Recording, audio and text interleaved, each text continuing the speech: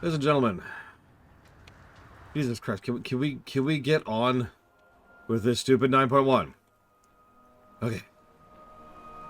Let's do it. I am ready to aid you. Hello, Tuvok. It's the only one, Mr. Red. Even the blades. Honestly, I was actually thinking about that, and I do absolutely mean this as an insult towards Lotro. But I was thinking about it. Blade's Edge is a typical Lotro zone. No, really, actually think about that for a second. Let's remove emotion from the equation for a second. Nice, long swaths of boring, padding travel to get from point A to point B. Quest chains that just chain forever, and like you do a quest hub, and then you go to the next quest hub, and then you go back to the previous quest hub, and that sends you to another quest hub, and then you go back to the previous quest hub, and that sends you to another quest hub. Like, that's a Lotro zone, right? That's how Lotro does their zone design. So if you ever wondered what a Lotro review would look like, think Blade's Edge without dragon flying. Now, the reason I feel safe saying that, that's on the gameplay axis, obviously. Story-wise, Lotro kind of nails it story-wise. That's what Lotro's really good at. The reason I say that is because that really does actually mean that this zone, Korthia, is worse than Lotro. Bolivar 4 Dragon has seen visions of a vault hidden deep within Torghast where the jailer, the gaoler, the bailer keeps souls he deems valuable. Uther was struck down by a Morn Blade.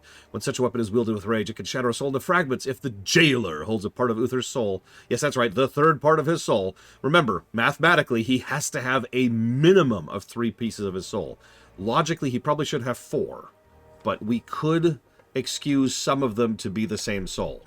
But that still leaves us with a minimum of 3. So now we're going to go to Targhast to save Uther's soul. The one that was in Wrath and or here, or the one in Legion and or here. Continue your journey. Thanks. I hate it. I was going to say, did someone nominate The Bouncer for Meme of the Year? Because it probably should be. Oh yeah, that was like yesterday, Jay Palmer.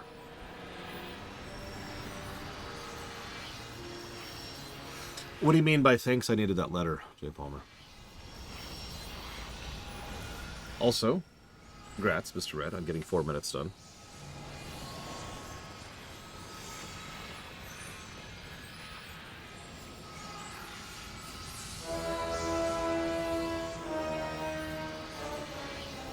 Oh, vector quests. Yeah. Hundreds of them. Of the jailer forge a vile monstrosity within Zoval's cauldron. We must destroy it.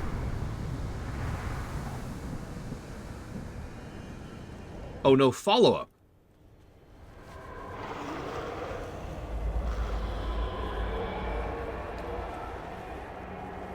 I can't think of any off the top of my head, no.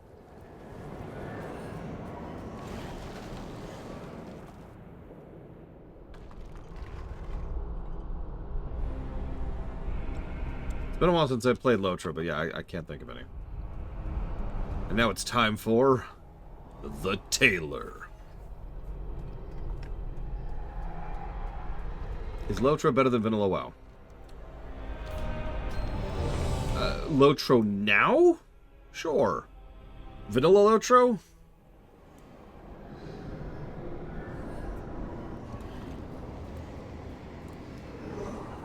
What do we got? Why not? Because even Vanilla WoW has better gameplay than Lotro. Top to bottom, honestly. Yeah, Vanilla Lotro is essentially EverQuest with a much better story. And a few additional quality of life features. It's very slow, very laggy. The class design is not particularly impressive. Quest design is non-existent. Like, especially in vanilla, every quest is your basic X of Y, with bad drop rates, and irritating stuff to kill, that has a good chance to kill you while slogging around. And there's not really flight paths in Vanilla Lotro. I mean, they're horse paths, and they are about as fast as a slow horse mount, which are exactly as awful as that sounds.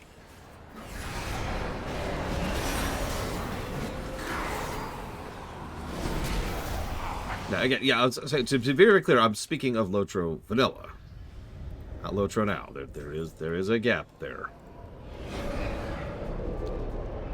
Yeah, they came up with this idea in Rohan, which was as close as they've ever gotten to vehicle quests.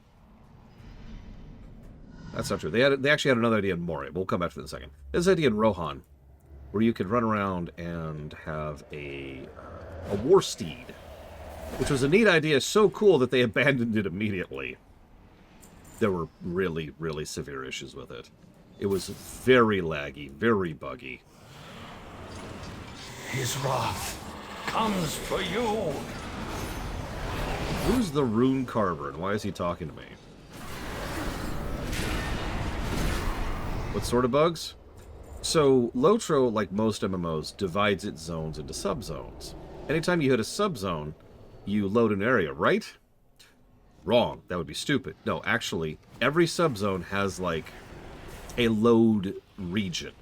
This is true in single-player games as well. So, you don't actually load the new zone when you hit the new zone line. That would be silly, because then what would happen is you'd walk up, and then you'd pause as you load, and then you'd keep going. It would be a load screen. Instead, what happens is when you are approaching it, you get within a certain range of it, you hit another line that's invisible, like right here. This is the actual loading line. You cross this, it loads the new area, you walk into the new area, you don't notice the load screen. Very basic stuff, right? This goes back to, like, early aughts in terms of how they would approach this.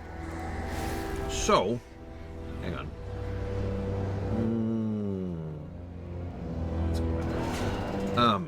Lotro, for a very long time, it's actually gotten better, but for a very long time, had this wonderful bug where you would hit the actual load screen, the one before the new zone, and it would stall or break or disconnect or something.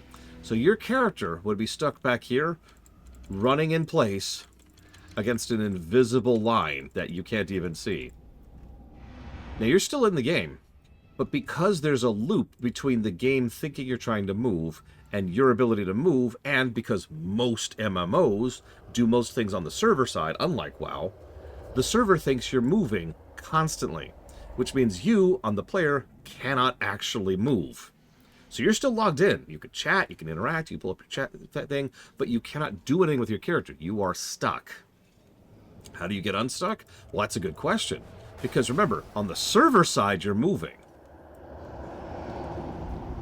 You can't log out when you're moving. Now, eventually, what would happen if you just decided to Alt F4 is after the logout thing would kick in, which I think was like 20 minutes back in the day, you would eventually be kicked out automatically, and then you could log back in. Or what we used to do is we would have a friend who would know our login information.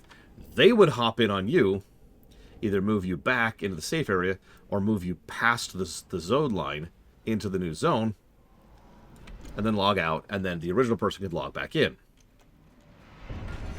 Now, I'm admittedly kind of going for the jugular here. This is one of the worst bugs we encountered in Vanilla Lotro, but it was such a constant bug that me and my friends, remember, 4 of us played Lotro together when Lotro launched. All of us had each other's passwords to be able to bypass this issue. We will speak again, if necessary.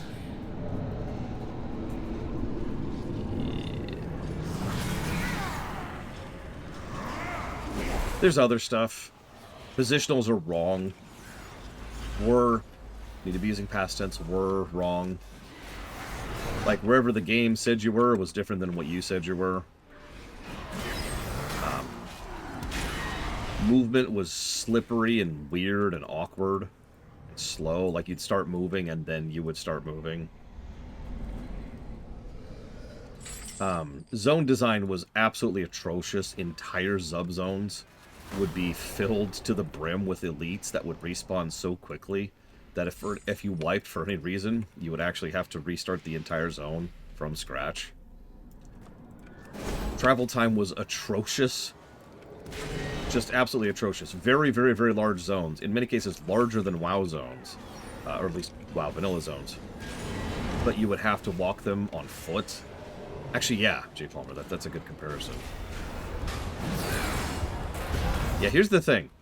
Lotro might overall score better than WoW vanilla because of the story access. Like, just because of the story access. But the gameplay would probably be lower than WoW vanilla. By a margin. Now, here's the weird part. Lotro's launch was fine. No real issues, compared to, like, say, Tor, which had an atrocious launch. Comes for you. I don't know. It is possible the story would be outpaced by the gameplay, or vice versa. You have to understand, too, in my honest opinion, most of the really good story in Lotro didn't happen until Moria. That's the first expansion. So, Lotro Vanilla? Like, there's some decent stuff. There is.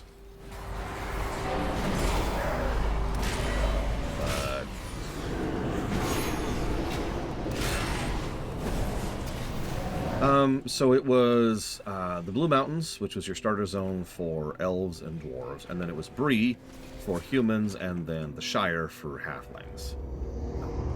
And then there was the Lone Lands, the Trollshaws, and wherever Rivendell is. I forget the name of the zone right now. And then up north, it was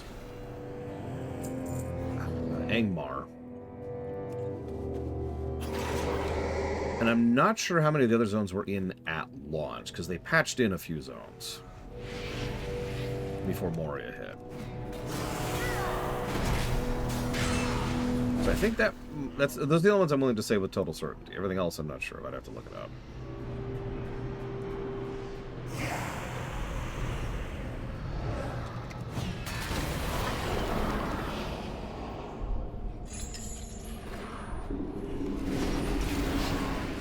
One of the penultimate raids in launch was a Dracolich.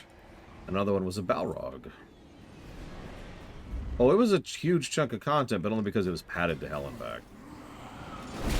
You gotta understand, doing a single zone in Lotro would take, like, a couple weeks of normal playtime.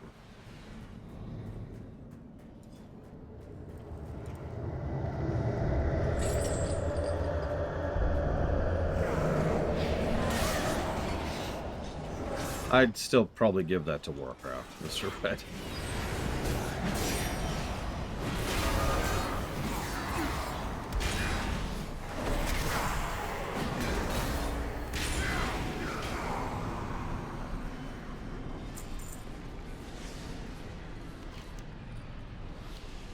Well, we freed Meatball. You'll get your revenge, Meatball.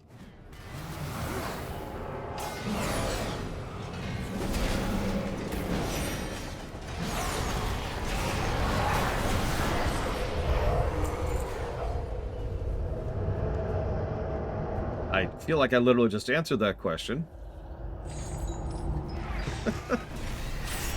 Like, Warcraft orcs are literally superhuman. They are a high-tier entity who was they live on a death world. They were born on a death world. The darkness comes, hungry for its feast.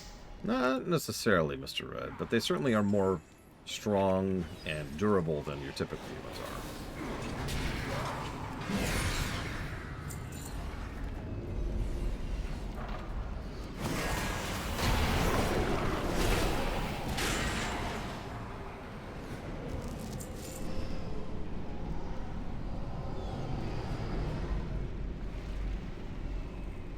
I asked if the Emperor really meant it that the war was over.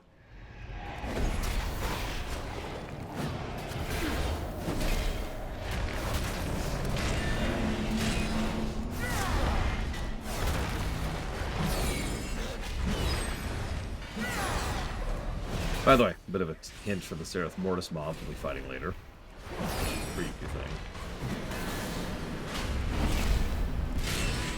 I don't know how long these have been in the game, but it's the first time we've really seen one. No, that's not true. First time I'm calling attention to it. That's a better way to phrase that.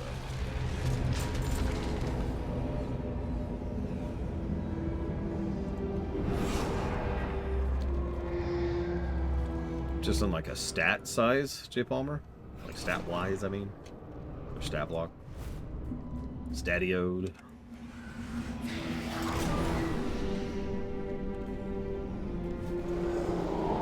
I did too, Valerian. I know, but stats exist in lore, J. Palmer.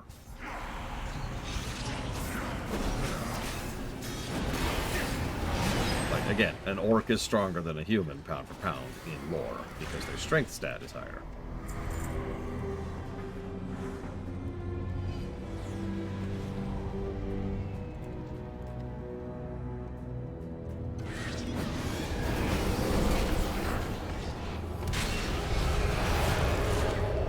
So, let's see.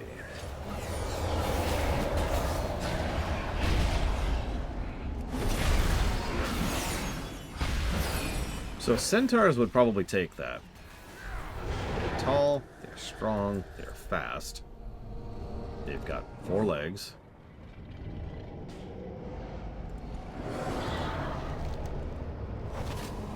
They just recruited Meatball. You're welcome. They almost wiped out the Tauren. So I'd probably give that to the Centaurs.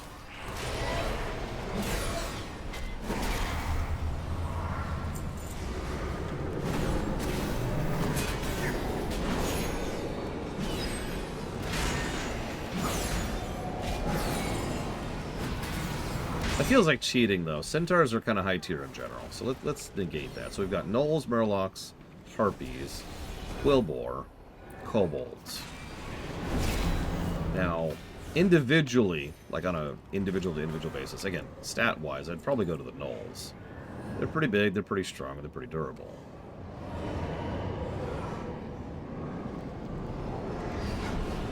But, in terms of overall, like as a species, I'd probably actually give that to the Kobolds.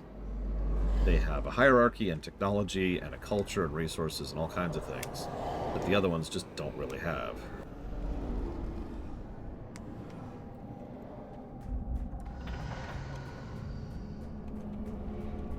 Also true as Miristar.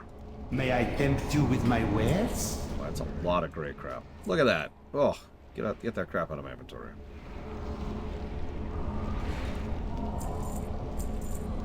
Hey, look, more anima crap. And more catalog-y crap. More catalog-y crap.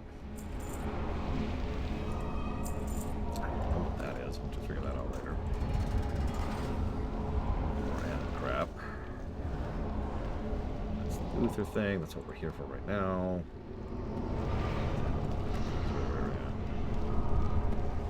There. There. Oh.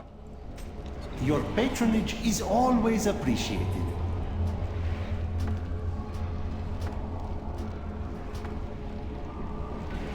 Until our next transaction. Pretty much, J. Palmer. It is the generic gather resource thing of the expansion.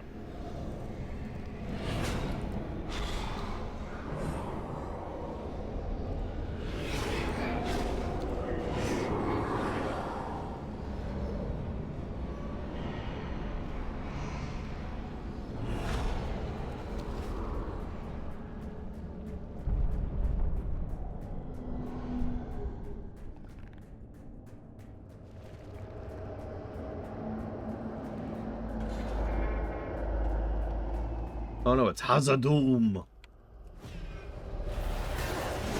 No relation to Khazad-dûm. Or Khazad-dûm.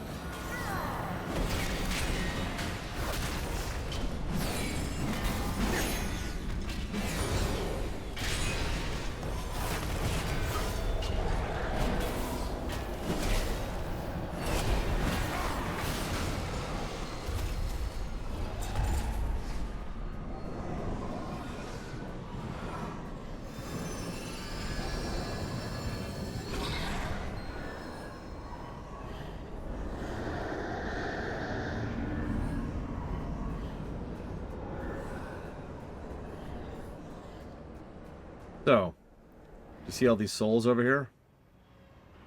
You should recognize several of these, because these are all from Frostborn. A Forgotten Victim, the Guardian of Noxuramus, the Grand Magister, the Blood Queen, the Betrayed Father. Yeah, thanks for that, by the way, game. Thanks for confirming that his fate was to end up here in the frickin' Maw. And, of course, the First Paladin.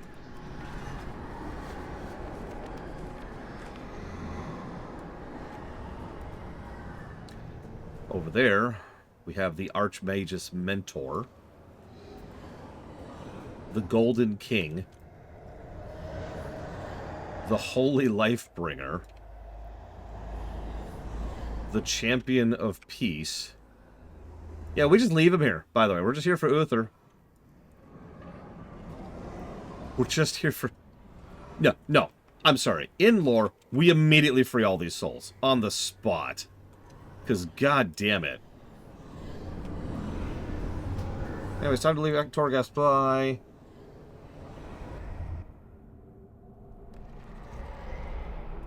I assumed a betrayed father was Tyrannus. I'm actually not 100% sure.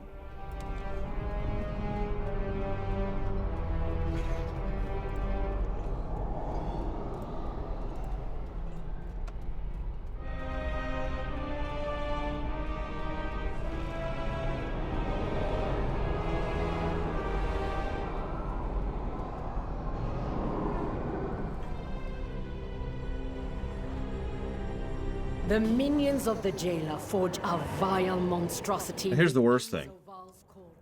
Are those their souls or fragments of their souls?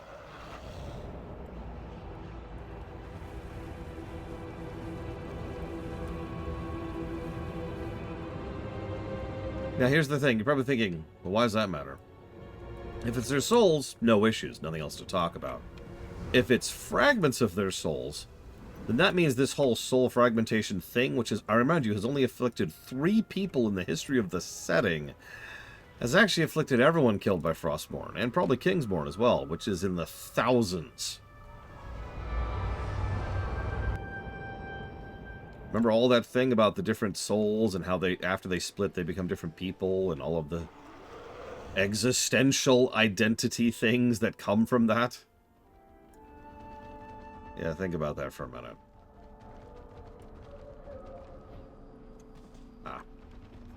So I actually looked up a list. So, First Paladin, that's obviously Uther. Betrayed Father is Tyrannus. Blood Queen Lanithel, we knew that. The Grand Magister is an interesting one. That's actually Bolivir Salinar, who is from the book. He was one of Lady Leandrin's mentors, and saved her life when Arthas marched on the Sunwell. You are welcome here. Guardian of Noxuramus is Anubarak. So, we know Nerubians can show up here. Champion of Peace, that's actually Gavinrad the Dire, who, if you remember, was the leader of the Champions of Peace, which was back in Warcraft 3. Holy Lifebringer, that's actually Halak the Lifebringer. He was another paladin during Warcraft 3's missions. The Golden King, that's Anasterian Sunstrider. Yes, Kael'thas' father. And, of course, the Archmage is Antonidas. We all kind of figured that one.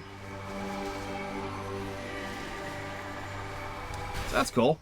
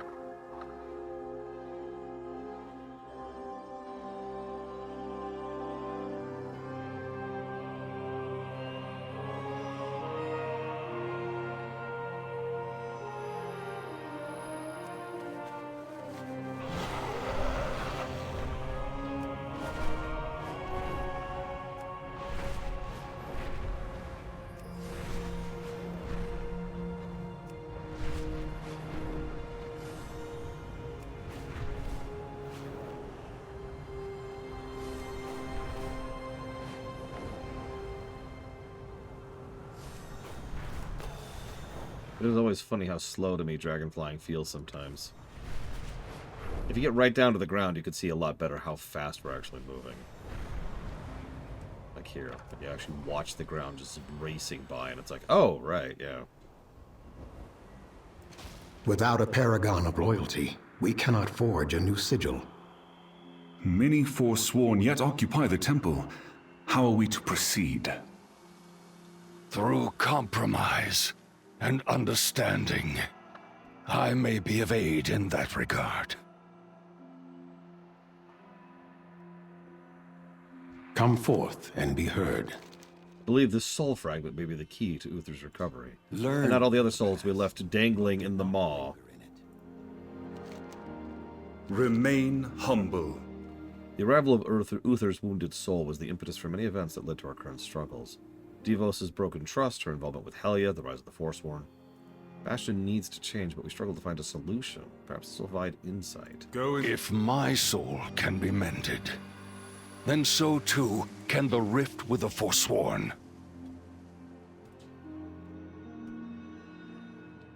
Hi, Blytteval. I have something amusing to tell you in a second. Be warned, Uther. We have never attempted anything of this nature before. I will endure whatever I must to be whole again.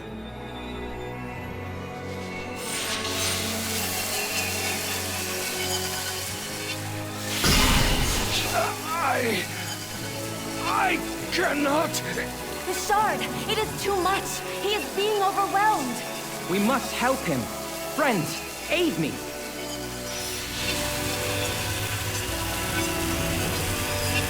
Uther, hold strong. Allow your memories to flow through you. Yes, remember your horrific death.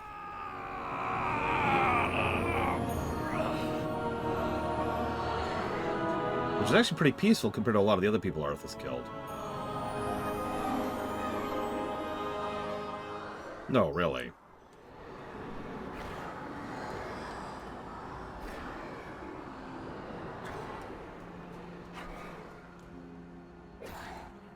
How can I guide you? Duty is its own kind of wisdom. It is as I feared. This fragment of Uther's soul was darkened by the Mournblade that slew him. His memories are shattered and twisted. For Uther to move past his pain and past his grief, he must experience the past again, but he cannot do this alone. A road... We will not let you fall, Uther!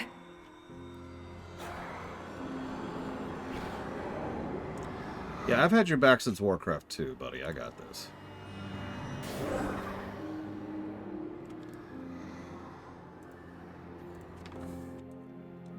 This is Alonsus Chapel in Stratholme. The day I became the first of the Paladins. Why is it on fire? Uther. Take your spot so that we may begin. Oh my god, they even kept the same voice actor for Alonzus Fowl. I forgot about that. This is an auspicious So yeah, day. there's Dathrahan. He's the one who's replaced by Balnazar. Torellian, you know him. He's the one who go off to be 1,000 years old. Over here's Gavinrad. He gets killed by Arthas. And that's Tyrion over there. Did their homework on this one. In the light we gather. In its grace, our brother will be born anew. Uther, do you vow to uphold the tenets of the Holy Light? I do. What are these tenets? The three virtues. Respect, tenacity, and then And then... compassion. Seeing beyond our differences. Understanding our similarities. Feeling for those who suffer. Even if... Oh, Arthas. Wait. What is that? In the corner? Plagued grain, of course. For the record, I really like this outfit. I kind of wish we could get it as a transmog, but the problem is they'd almost assuredly sell this, right? Like, dress up as Uther. But it's a shame, because I don't know. I'm a sucker for the Warcraft 3 models, because I think they were good. And it actually, this high-def version of it looks pretty legit. And yeah, they'd probably charge $120 for it. Or whatever. There's the music change, by the way. This entire city must be purged. How? How can you even consider that? His memories are twisting together. We must help him. No, Clea. He must face this on his own. Notice how the Silver Hand troops there are called Silver Hand Betrayers. You are not my king yet, boy. Nor would I obey that command even if you were. Then I must consider this an act of treason. Treason? Have you lost your mind, Arthas? Yeah.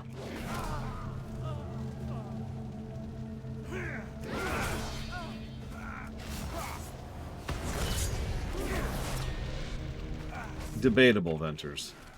Much of the point of Stratholme was that it was a Kobayashi Maru. There was no winning move. He made a decision.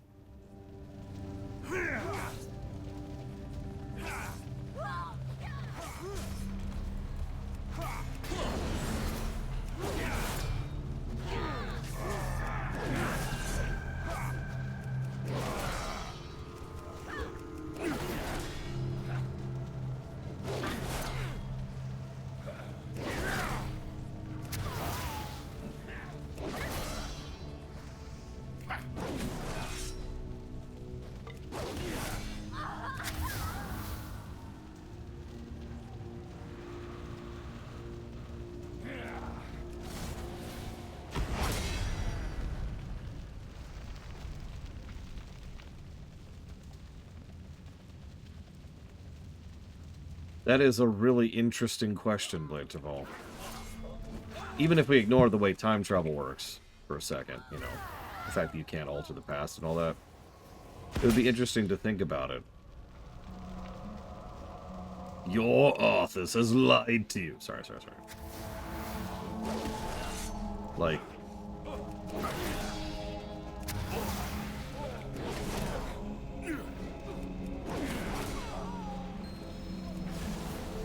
I don't know. It's a weird one.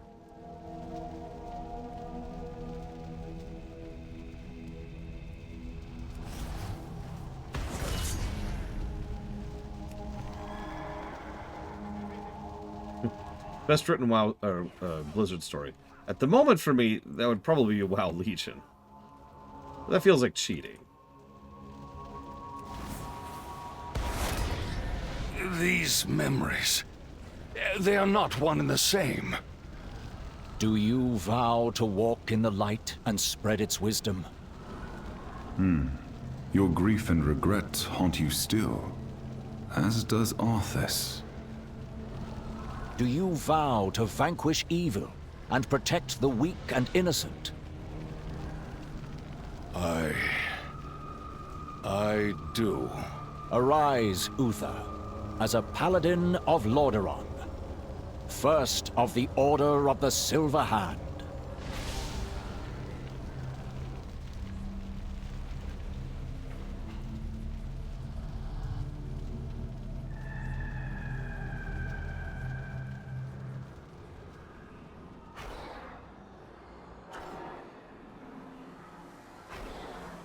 Hey, Yura.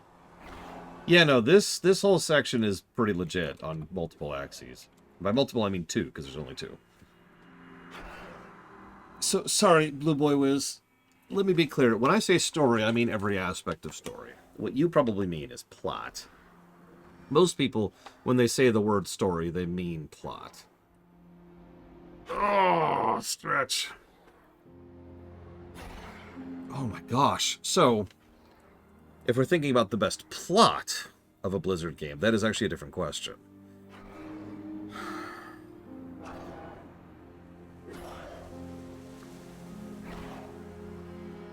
And that's actually a tough one for me. Warcraft 3 is actually pretty high up there.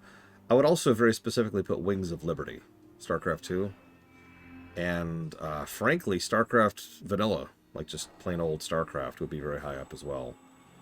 I would still consider WoW Legion and Pandaria both to have very strong plots. Obviously, I gave both a very strong story score. And yeah, War Within is looming. I'm pretty sure it's going to beat everything. Might be the best written plot we've ever seen out of Blizzard. Which is funny when you think about it. Okay, so 1 second, please.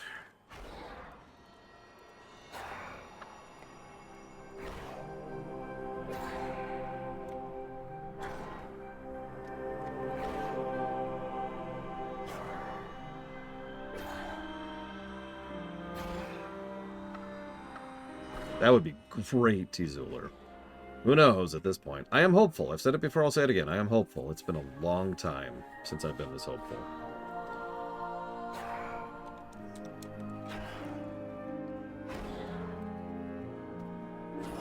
You have questions. Wisdom guide your path. Uther's memories of this Prince Arthas haunt him deeply.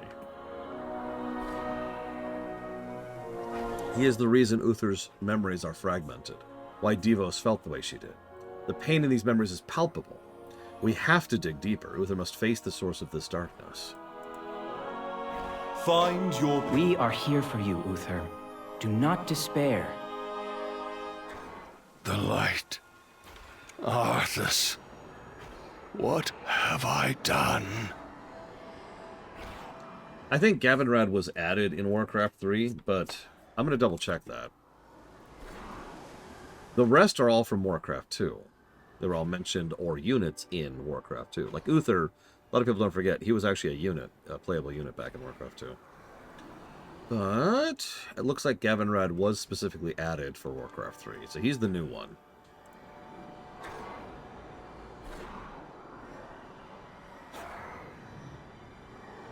Yeah. There is much for me to consider.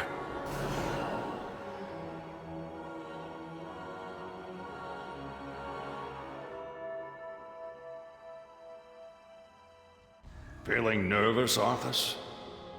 This is the day Arthas became a paladin. I remember it well. Honestly, yes. I see your devotion to the light and feel doubt cloud my heart. You've taught me so much, Uther, but I sometimes wonder if I'm truly meant to walk this path. Great expectations await you, lad. I have faith that you will exceed them all. But for now, let's spar. That should clear your mind. Yeah, fresh. It always does. Fresh reminder, that's the voice actor of Garrosh. No. I should have listened to him. Why didn't I listen? You sought to comfort a troubled student. None can fault you for such an act.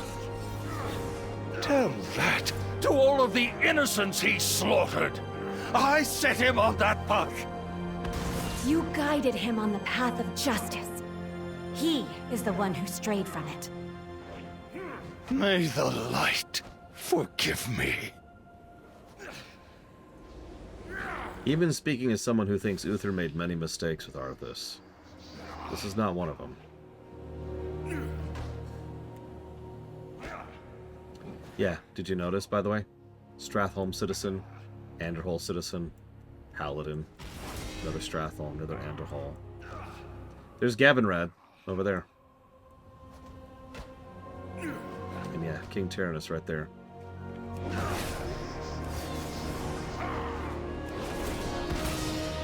Here's your thought of horror for the day. If it wasn't Arthas, it would be someone else. First, Lich King was looking for a host body. Any host body. Arthas just happened to be the one he picked. If somehow Uther had done better, or hadn't guided him on this path, or whatever, he would have just picked someone else. And who knows how that would have gone.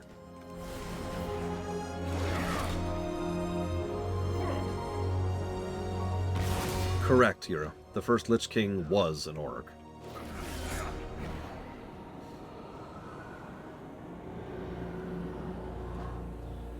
Oh god, Kael'thas. Yeah. We could have had a much worse second Lich King than Arthas. How may I serve you? The sting of betrayal haunts Uther deeply, but he can persevere. Whatever the challenge, we shall rise to it. The Forsworn must be stopped. Please, I am not finished. There is one more memory I must see. One more that must be faced. It will not be easy. I will need support from all of you, but it must be done. Thank you for... Your wound. Does it still hurt? It does. Perhaps it always will.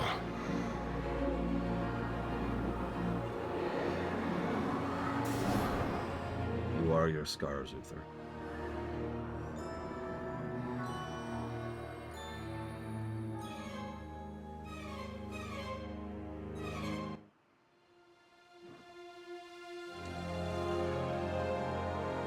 No, when I say the second Lich King, I mean the second Lich King.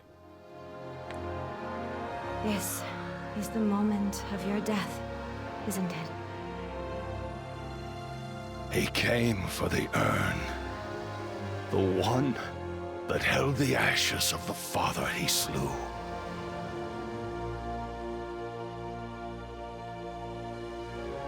Think about this, Loke. Death Knight Arthas and the forces of the second Lich King were instrumental in stopping the Burning Legion not once but twice. So...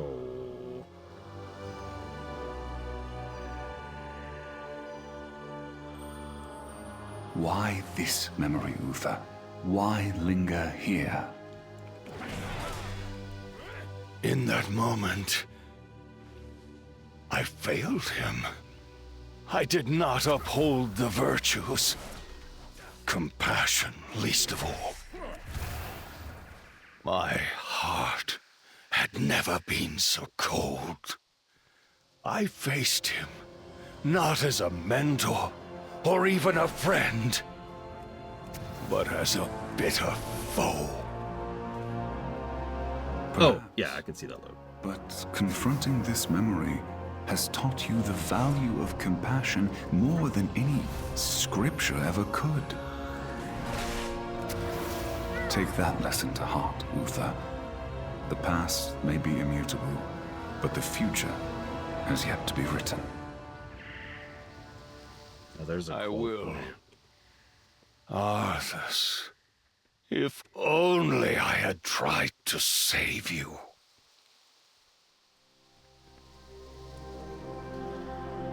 What I love about this is it doesn't really matter. Like, we can debate if he could have reached out and successfully reached Arthas. And that's true. Like, we could debate that. It is possible. Who knows? It doesn't matter. As weird as that sounds. What matters is Uther, and the fact that he didn't even try. And that is that exactly what it is. He has sat on that regret ever since. Of all the words put to pen or sung in song, the saddest said by humans has always been this. What if?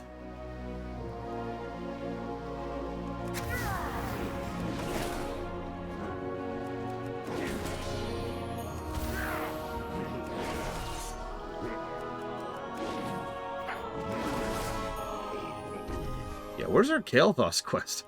You brought him in.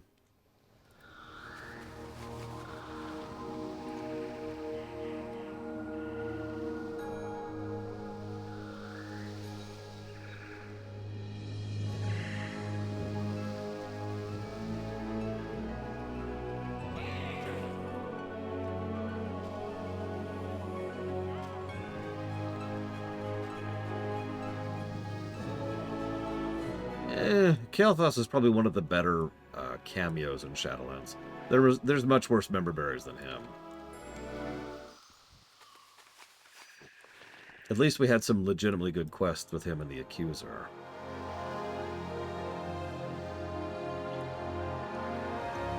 Now, granted, a lot of that's down to the fact that she's actually a really cool character, but I stand by it.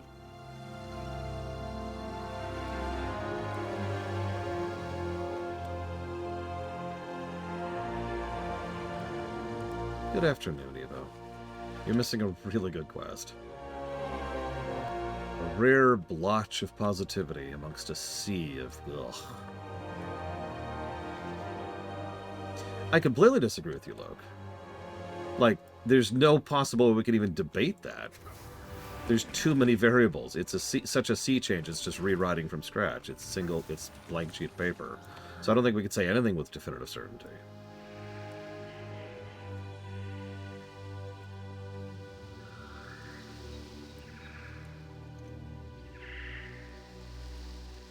Having said that, if you made me put money down, you know what I would say?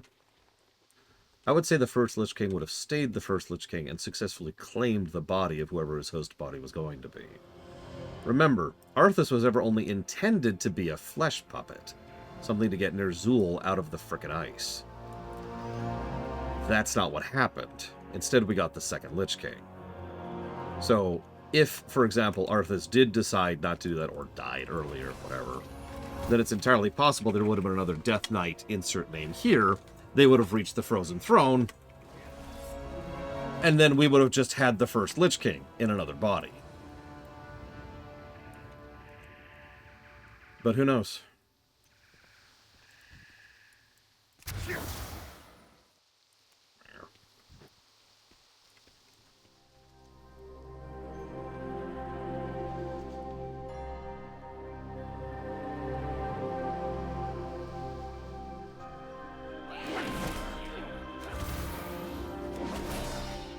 That is a good question, Leto. And I'll make sure you die quickly.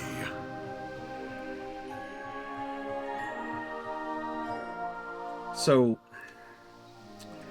I call it the second Lich King because the second Lich King is kind of a chimera, an abomination, if you will, of at least 3 essences, technically 4.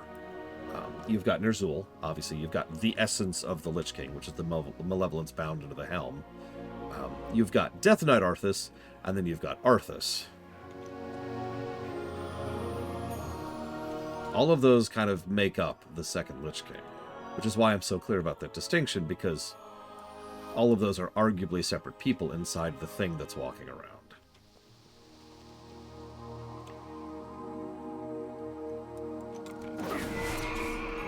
For example, this is not Arthas, for all intents and purposes. I dearly hope there's a special place in hell waiting for you, Arthas. No! I spoke in anger. We may never know, Uther. I intend to live forever.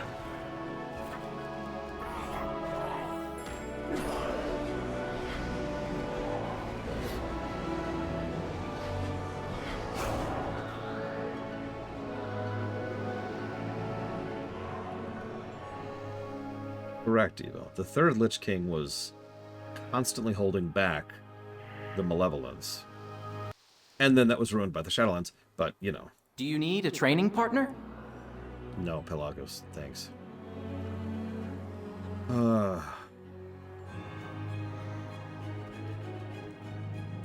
By the Archon's grace.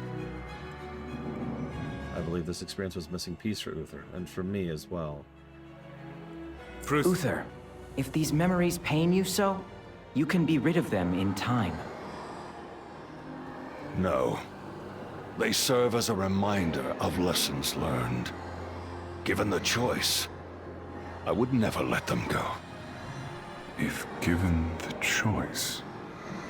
And that's the point, Legival.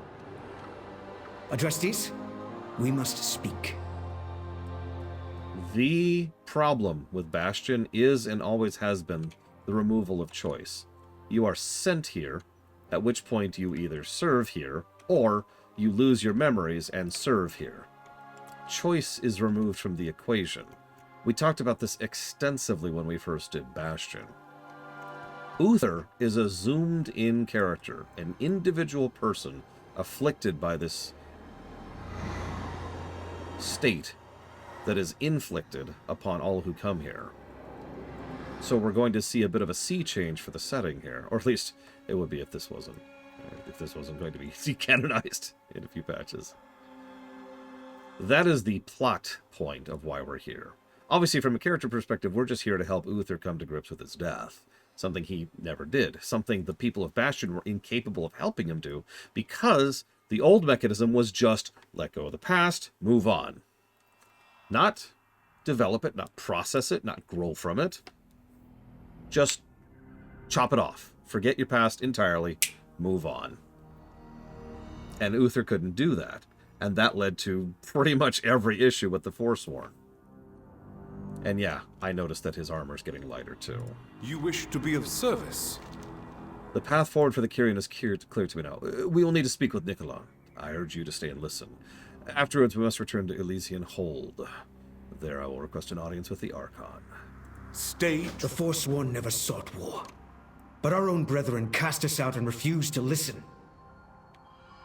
And join the jailer. And I truly apologize. Uther has taught me much this day. Bastion must follow a new path. Nicolon, please accompany us. We must find a way to reunify our people.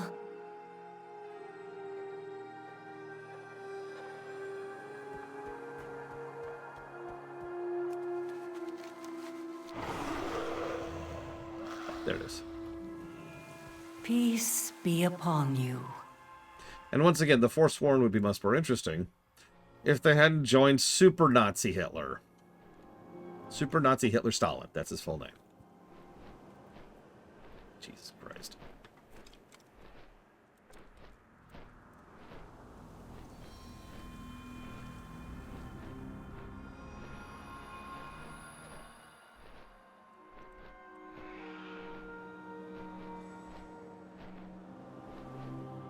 We call to you now, mortal. Away. Act of service is all that is...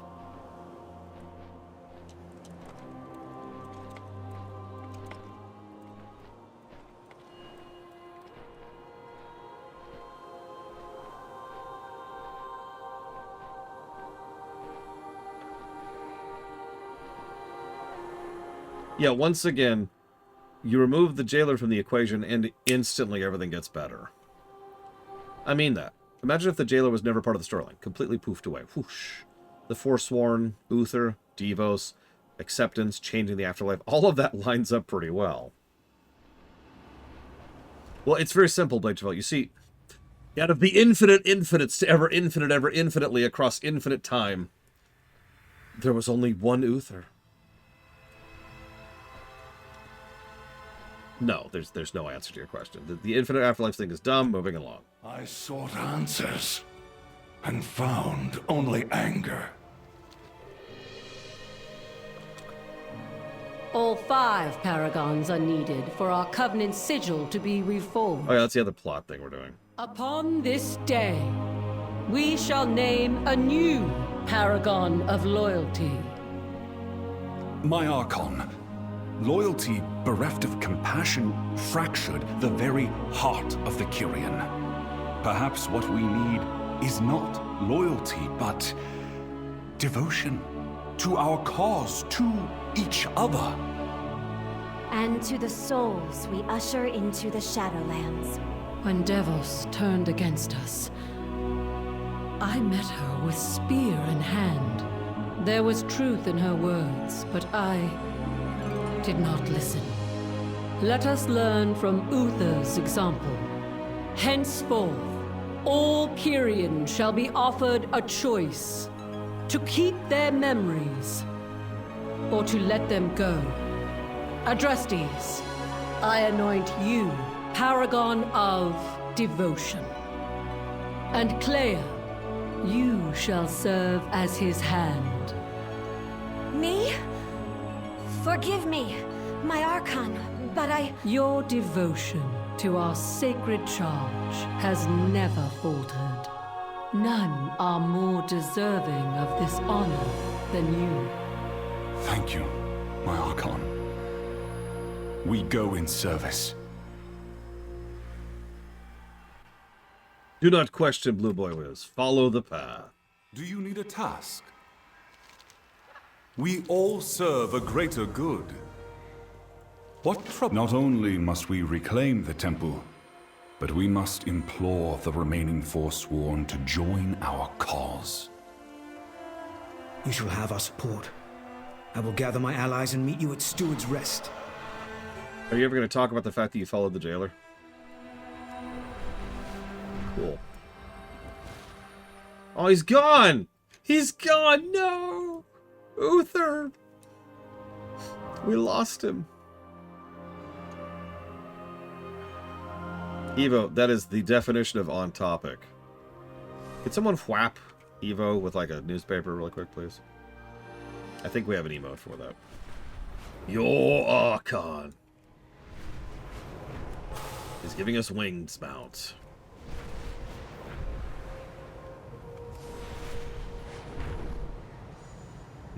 Your Archon is no longer lying to you. That's an interesting idea, Kira White Noise. I feel like in the back of my head, I want to define why Azeroth engenders free will. I like the idea that it's a unique combination that nobody intended.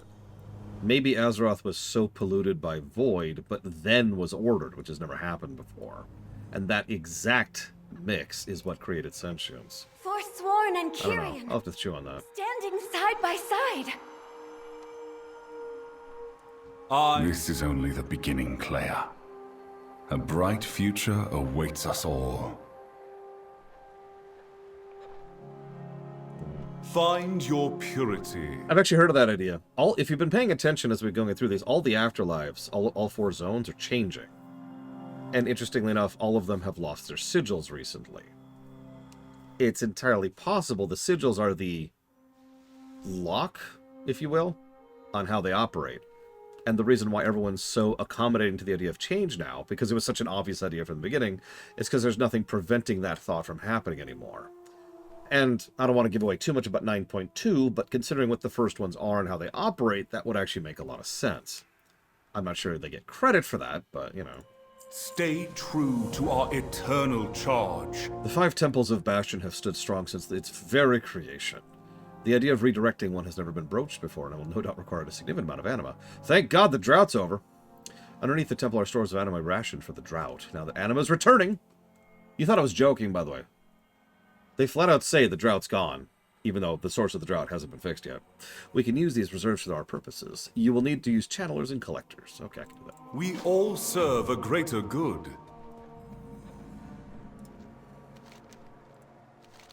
The Forsworn are lost. They're like ghosts haunting the Temple of Loyalty. Nowhere else to go. Leaderless, purposeless, and abandoned. We must show them there's a path forward. Let me accompany you. Allow me to talk to them.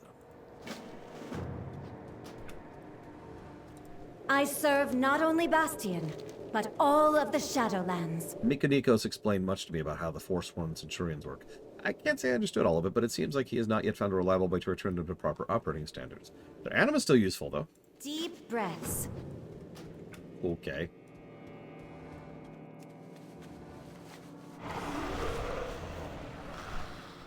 I mean, it does make a... I apologize for leading you off the path. Had I not, you might never have joined the Forsworn. My faith in the Archon had already faltered. You only helped me accept the truth. Nevertheless, you suffered greatly because of my actions. I will not allow that to happen again. Again. It does make a weird amount of sense if you consider the idea that the sigils were control chips, or what's the thing they put on droids? I can't remember what they're called. You know what I'm talking about. There's actually a term for it, but it's an AI limiter. A lot of science fiction uses that, actually. Restraining bolt, although that's not what I was thinking of. They will applaud me when I end you! Hell, you can make them insatisfactory. Whatever they're called. Yeah, Edie had the chains, too, in Mass Effect 2. Always in service.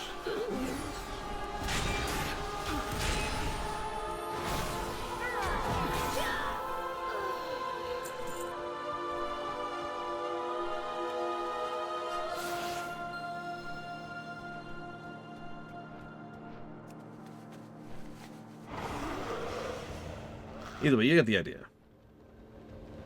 It feels like something the first ones would do, you know? I've trained eons for this.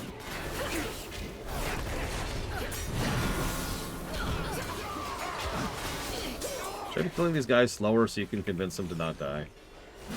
No, that's cool. Okay. Listen, the drought's over. It's over. It's fine.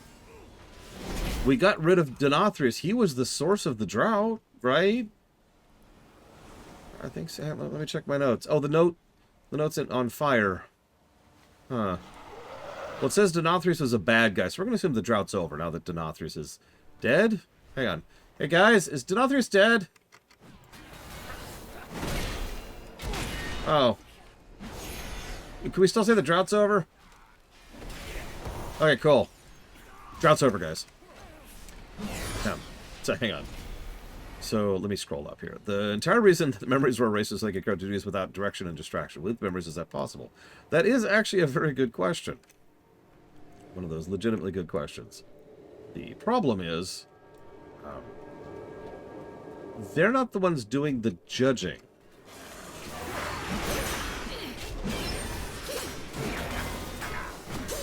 We're the ferryman, right? Oh, that guy was fired.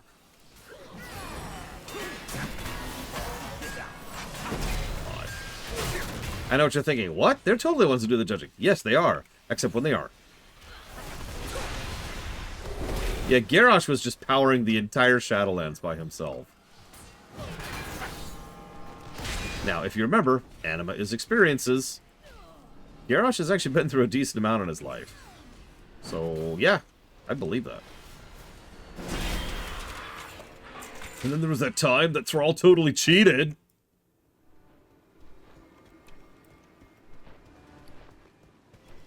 Frickin' Thrall. I had that fight.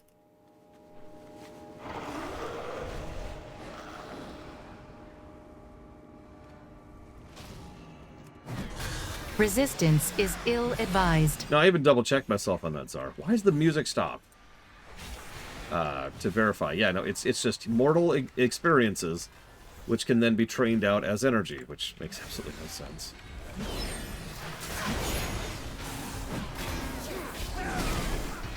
At this point, I just meme on it, Blue Boy Wiz, because it's whatever.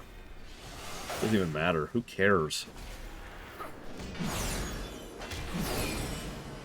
Pretty much the only times Makara has ever been done on camera is when someone cheats some way or another. So who gives a crap? It was during Nagrand in BC, Trihexia. That's right, Thrall is exactly like Sylvanas because they both cheated. They're dirty, dirty cheaters. Let me go back to my Sylvanas plushie. Sir, that's not a plushie. Shut up. This thing costs several $1,000s. I have to reapply the makeup every night. Sir, are you sure you should be saying that part out loud? Shut up!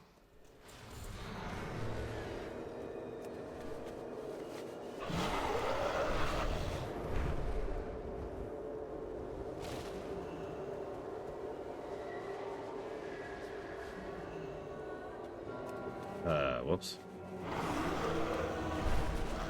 I meant to get this thing.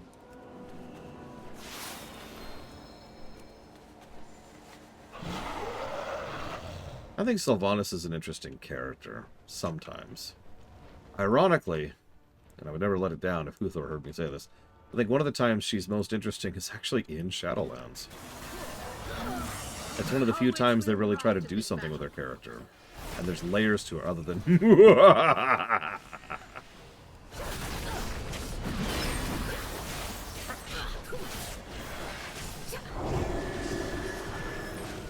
Like, I've said this before, Sylvanas has kind of always been villainous. And she's been a villain since Frozen Throne. That's most of her screen time. Only the jailer didn't exist. She would be a really interesting and engaging villain. I mean, she already is. She is already an interesting character. She's just ruined by the existence of the jailer. Oh, if we're talking about the Banished one, yeah, screw him. We know that there are several terrible people at Blizzard. The worst was Bobby Kotick, huge by a huge margin. I'm not going to explain why. In fact, I ask you to not even take my word on that. But I have actually done my research on him, and he's one of only 3 people in the world I can point to and say with legitimate certainty that Bobby Kotick is actually an evil person. Other people I can presume that, but I've done my research on him. He's a horrible person. Moving past him, there's a couple other people in the upper echelons of Blizzard who have long since been purged. Fitting. But the one who was probably the grossest, and I'm going to use that word on purpose, was the Banished one. Dude was not cool. And yeah, he was head story writer for a while there, and it kind of shows.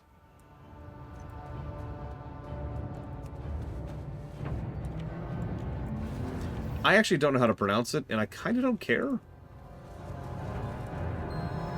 If anyone feels like spelling it, you can do that. Thank you, Guthor.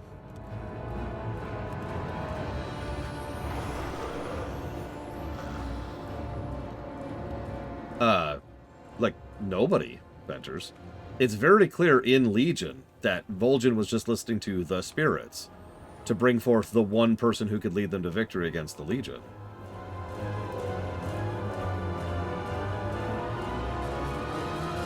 Like, I pointed that out when we were going through Legion. It's very clear that all of the twists they had with regards to Sylvanas and Vol'jin were not written during the development of that cutscene in Legion. Now, sometime mid-Legion, they decided she should be the next major villain, and that went through several iterations of changing their minds and different mandates. And, well, here we are, right? And yeah, ironically, this is going to sound very strange, Sylvanas was not a bad war chief.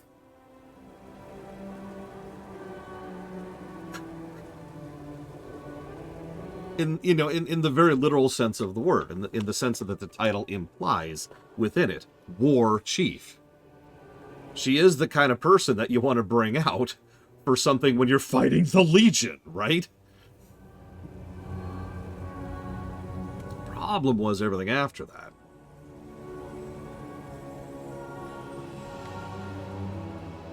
The future of Bastion is in our hands.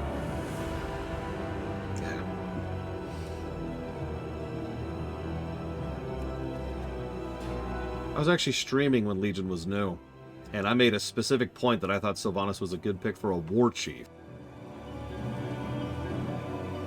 You know, in the manner I just described. I got blasted for that, because most people weren't associating the word war chief with warlord, with leader in times of war.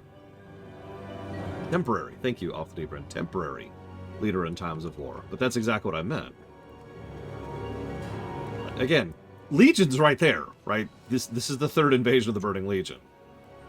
And I don't care what Shadowland says, there's nothing higher tier than the Burning Legion invading your world. That's endgame. That's the Tyranids are on the approach. The Swarm has gotten your scent, and the Flood is looming over the horizon, right? You are seen. Do you need a task? Loyalty shall no longer be demanded tenant of the path, but rather a virtue that is earned. Choice. We must show devotion to those who struggle, whether they are recently arrived souls or peers who need our aid. It will take time. It will take all the anima at hand to rededicate this temple, and in so doing, ring in a new age for the Kyrians.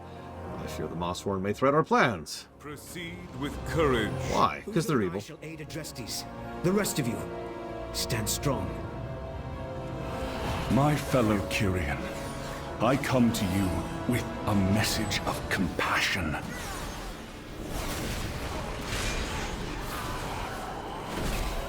Your plight has been heard, your suffering recognized.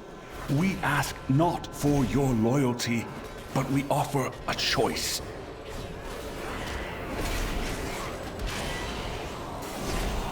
None shall be forced to sacrifice their memories. Your decision will be respected by all Kyrian.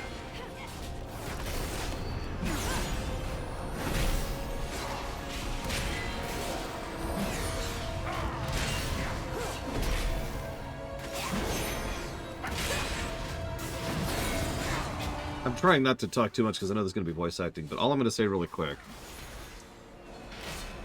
You'll notice that the only theme that still exists in Shadowlands as a whole, the theme of choice, is all over the place in this quest arc. Also, they're specifically here to claim these souls for Helya. Helya's already gone, but as we've already pointed out, these quests were not supposed to happen sequentially. Let us stand united once more, not out of loyalty, but devotion. A new path for Bastion begins. Go in service. Devotion is born of compassion, of service, a worthy tenant indeed. Remain humble. This temple represents a new dawn for Bastion. The Temple of Devotion will stand as a place of fellowship. We will work with the Forsworn, as well as the aspirants and Kyrian of all experience and backgrounds, to forge a future in which all can be proud. Let's return to the Elysian Hold. I request you join us for a momentous occasion. Wisdom guide your path. And yeah, I was about to point out how Ardenwield's quest very clearly follows through on the choice theme. It's a little bit more personal because the choice there is specifically Tyranda's. Elune gives her the choice straight up.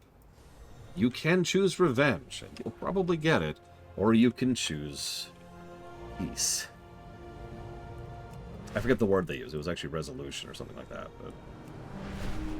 oh, and Willow Blossom, who did that willingly. No pun intended. I don't know, Loke. Saurfang Varrock is interesting. Renewal, thank you.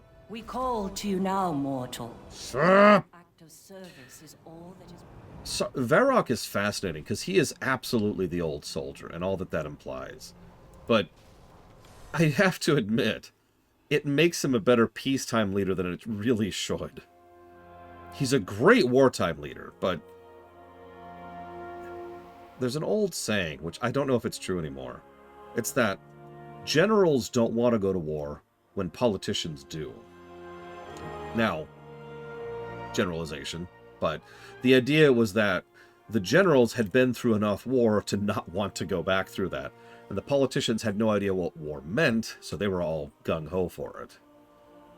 The reason I bring that up is Varrock strikes me as the kind of person who would legitimately try to avoid war. Not at all costs, but definitely as like a last resort. Like, hang on. Let's we talk this over first. Because very few people in this setting know war better than Varrock did. Yes, mortal. I will be watching you, mortal. You evaded the Kyrian in our most trying of times. Your devotion to our cause has helped usher in a new pun from Evo. We would be honored if you would join us for gathering prior to the ceremony. Many members of our covenant wish to express their appreciation for all you have done. Archon's eyes upon you. Exactly, Kira White Noise. You can't be a peacemonger either. That doesn't work out either. Peace at all costs, nah. But you also need to know, war's bad. War should be step final, you know?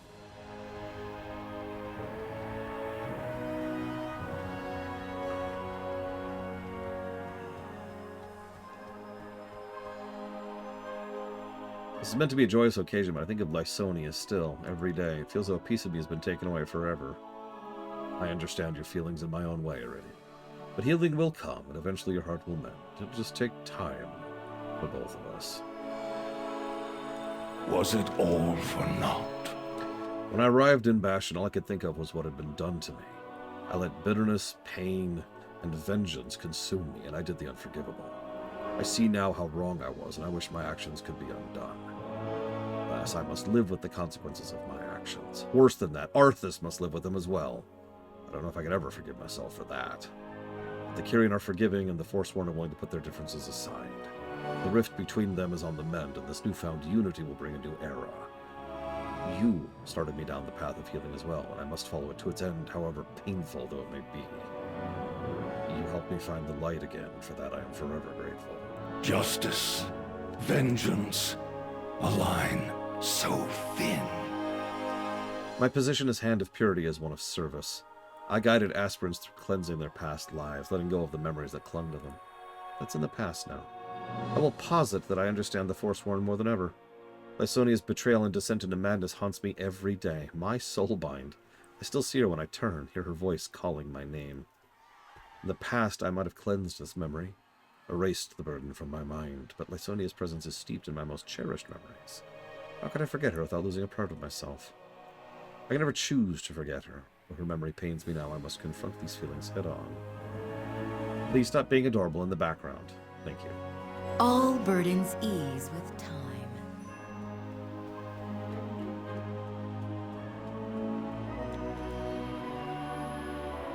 Please, take your time.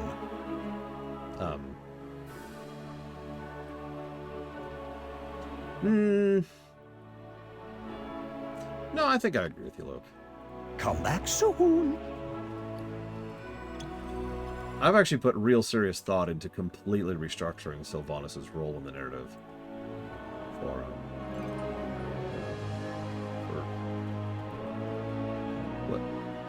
What are you guys doing? What? They're dangling from the moths. You bear interest in craftsmanship? Show! I've been working in Bastion for countless years, have made countless improvements and innovations to protect Bastion and make everything run smoother. Alas, even the great Forge Light Prime can run out of ideas. Korthia has been amazing, meeting fellow craftspeople, collaborating together, working towards common goal, constructing many incredible things, even healed gargoyles. Learned much, inspired to brim. Must keep collaborating. Hippokos is my new apprentice. With his experience in Maldraxxus and passion for craft, he will create greatness, with my help, of course. Plus, he is a great listener, and I am a great talker. Leave me to my work. I believe so, Yallo. Supreme Commander in all but name. My God, they're helping the stewards so well. That's so cute! Okay. I just realized Bastion's the only one to get a proper epilogue like this, too. Yeah, Ardenweald had a cutscene, but Bastion has an epilogue. You know, Dragon Age style. Walk around, talk to the people. What is on your mind? The Forsworn have rejoined us, and a new path is nigh. Adrestes and I will create a new temple, develop tenets that will guide our fellow Kyrians to repair relationships, trust, and reframe their mindsets. My friend, I am overwhelmed. I spent so long, too long, as an aspirant due to the drought. Once we met, everything became a blur. We did what other Kyrians ascended and aspirants alike had never done before. Fought paragons, escaped the mob multiple times. We even established relationships with other realms. Am I truly worthy of becoming the Hand? Do I know how to stop fighting? With our friends at my side, I must do the best I can. As long as we work together, we will succeed. Our purpose is to serve. That's true, Asmira Star. Isn't it great that all of this is totally non-canon, will never come up again?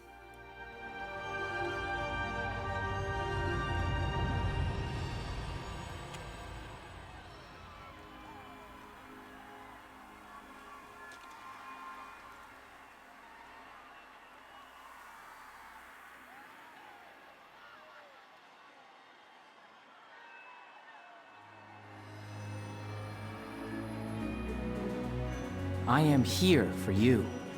Honestly, I'm not sure how I became so closely involved in such momentous events. I'm just an aspirant. I still struggle constantly with my cleansings and trials. I'm nowhere near Ascension. I offered Clea support long after her first soulbind ascended, and she lost all contact with her. We grew close, becoming soulbinds ourselves, able to face whatever challenges together. Who could have predicted what we'd face and the impact it'd have? I'm so incredibly proud of my soulbind, soaring through the ranks to aid Adrestes, and ushering in a new era for the Kyrians. If anybody embodies devotion to the cause, it's her. For now, I'll help where needed.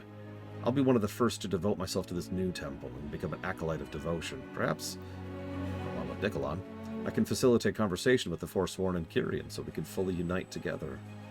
I feel as though my story is far from over, and I look forward to wherever my path guides me. Together, we can achieve anything. Oh, Ardenweald is definitely canon. It is very definitively no really canon. It is the only thing that qualifies as such. Even the jailer is still only kinda canon.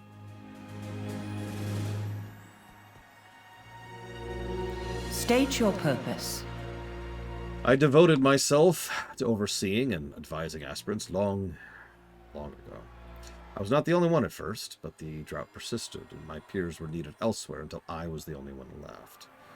My orders were to keep the aspirants training, to bide our time until the drought passed. I was not to tell them every single soul was sent straight to the maw, that the Shadowlands had broken down. Hey, she knew. Why didn't Elune know? I told them what I could, but I was alone, and I had to keep myself calm. For my hard work to be recognized via my inclusion in the Path of Ascension, and now again as the new polemark of Bastion, denies no higher honor. Thank you, Malwalker, and I'm sorry we got off on the wrong foot. Go in service. I will be watching you, mortal. Teleprot. Non-consensual teleprots.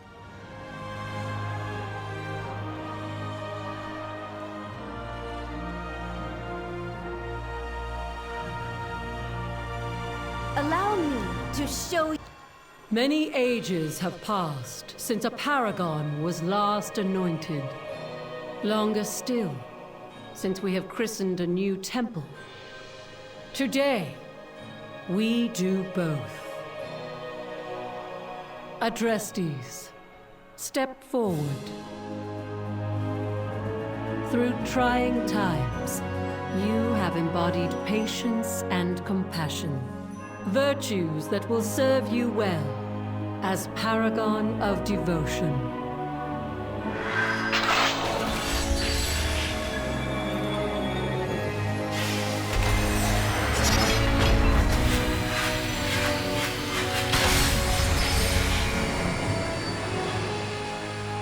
Five temples, 5 paragons. Take your place among us, Adrestes, as we reforge our covenant's sigil.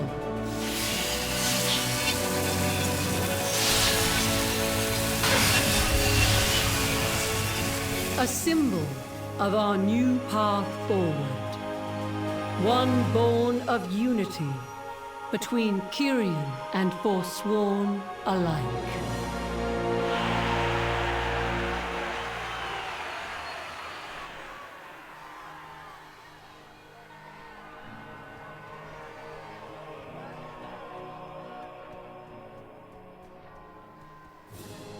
You wish to be of service?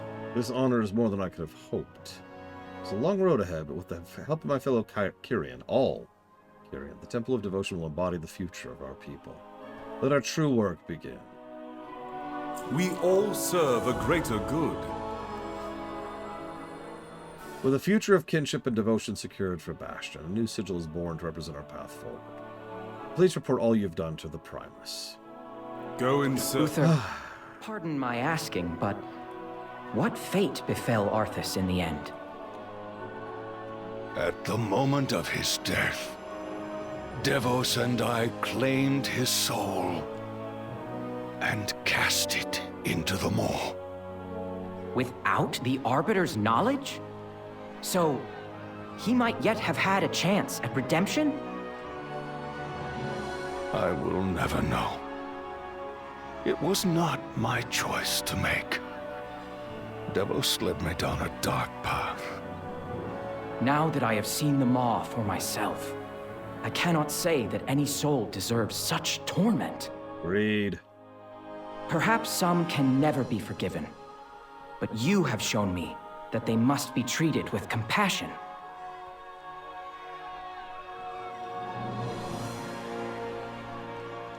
Interesting little tidbit for Pelagos there. Do me a favor and remember that if you care to.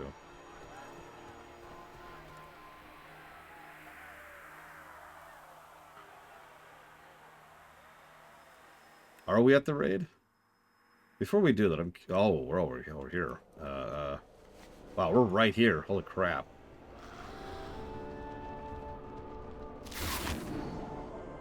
Convenience.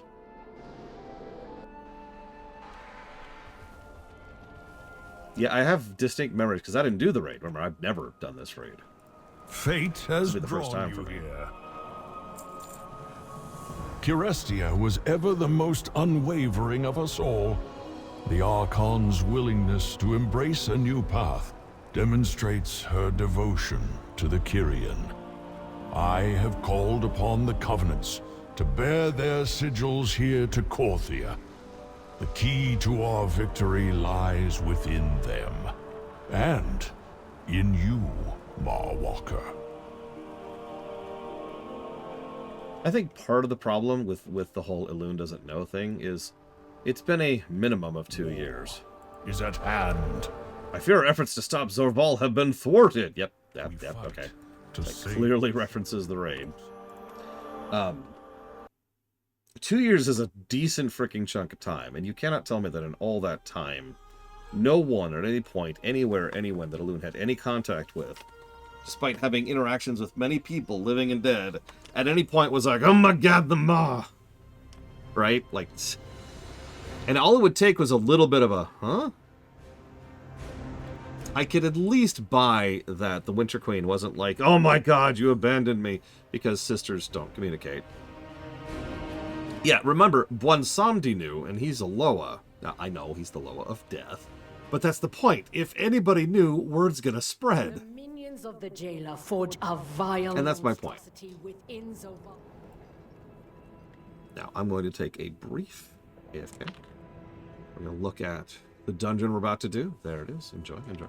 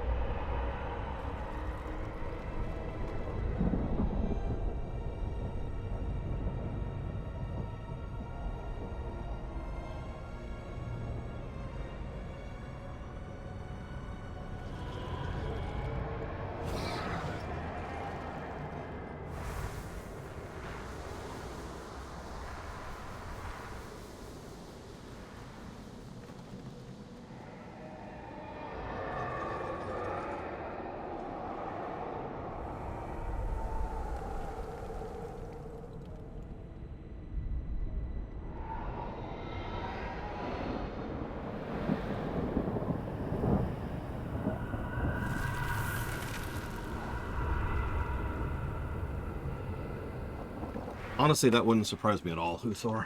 Oh, I was actually thinking about it. I've already given my statement out that I kind of want to just... Who is running over my camera?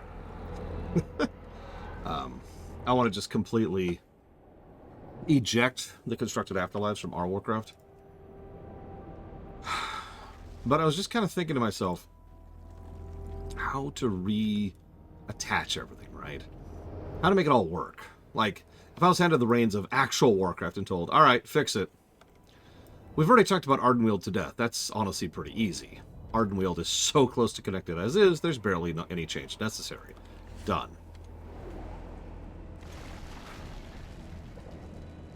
Here, the Bastion is the second easiest one. Because the Bastion, I mean, make the Archon a Keeper, and the first one's Titans. Done. Honestly. I'm kidding. There's actually other pieces that would need to be moved around, but that is the biggest change by far. And it's barely a change. Because all you have to say is that the Eternal One was just their term for Keepers. We already know they have several different groups of Keepers. And they never really identified the first ones, except that they're very math-based and orderly. So there you go. Boom. That's fixed. There would be some other changes needed. A few retcons here and there. For example, what I would say is that instead of Oribos being, the giant pipeline of souls, make it so that Oribos is the backup pump. And what should be happening is Bastion, and their job is to sort. They're the post office. They're the post office of souls, right? Grab, find, sort, send. And that's their job. And they've been following their job, and they do it very orderly. And the system is broken, and blah, blah, blah. And all the stuff we've talked about. All the stuff we've been talking about for the last several days. And that kind of resolves the Kyrians, just like that. Now, something interrupts their operation during Shadowlands. That's the part I'm not sure about. That leads the backup option, which is Oribos. That's why all the souls are pumping through Oribos. Then Oribos is knocked out by Argus, and now the backup pump isn't working either, and now everything's just being dumped into the Maw. Okay, I'm kind of with all that. Let's not make all of it the Jailer's plan. Let's just eject all of that nonsense from reality forever, and we're good. We also just make the Jailer another Keeper like the other Eternal ones, and we're good on that front too. I mean, we've fought Keepers before. Loken, hello. So, that's easy. The things I was running into is that resolves all three of these things, and arguably the Maw itself, but what the hell is Maldraxxus and what the hell is Revendreth? Now, I actually had an idea. So my idea for Revendreth was that Denathrius isn't an Eternal One, or a Keeper, or anything. He's a Nathrezim. Now, hear me out. He's the king of the Nathrezim. And he decided to claim this little plot in the in-between and just kind of rule it as his own little kingdom. When he was contested on that, because the nearby neighbors were like, hold up there, buddy. He was like, all right, fine. And he came up with this kind of sneaky way to keep his particular little fiefdom going while still serving as some purpose. And that's where Revendreth comes from. The Venthyr do redeem souls and keep them out of the Maw, but, I mean, for the most part, it's all about him and the Nathrezim. Okay, cool. There's, again, some holes that would need to be filled there, but you get the idea. That just leaves Maldraxxus, and honestly, I got nothing on Maldraxxus. This place is just a mess. Like, it doesn't fit anything. Really, Now,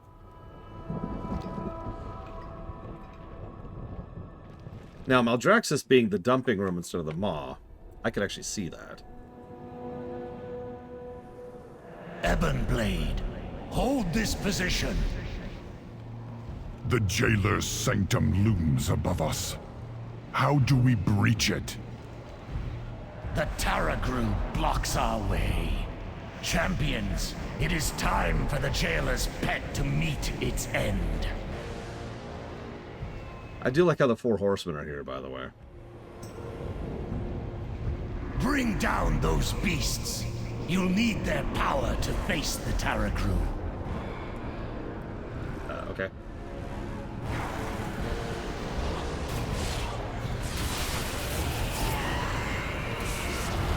So again, I've never done this, so this is, like Tazavesh, this is completely new to me.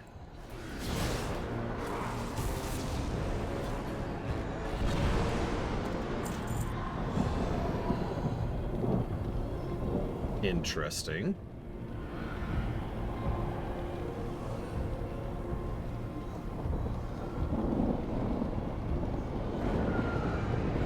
just for the first boss. Still interesting.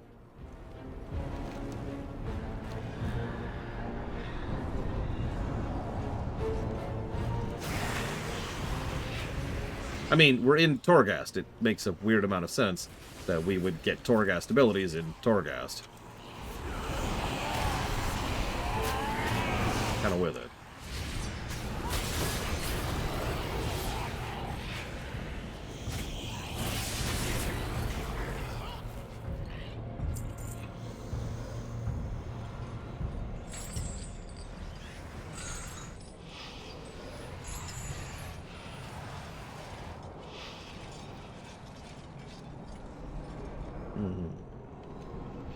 That's true. That's a good idea, Blade Taval.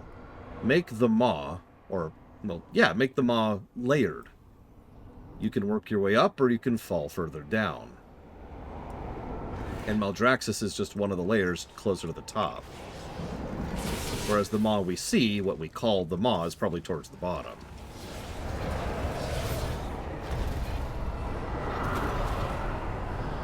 Congrats, Papaneeks. I hope it works out for you. Oh, did I just get all 4 of these? Hang on, did all 20 people get these, or did, like, you have to pick and choose which players got the 4 powers? Because I kind of like the latter idea. Aw. Still cool. Still cool.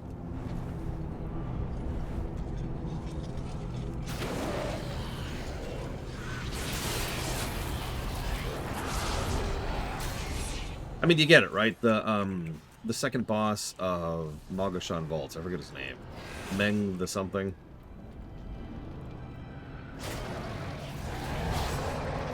There's a specific power-up you get that the 2 tanks are supposed to pick up. Anyone can pick it up, but it's supposed to be the 2 tanks. Actually, I think they later changed it.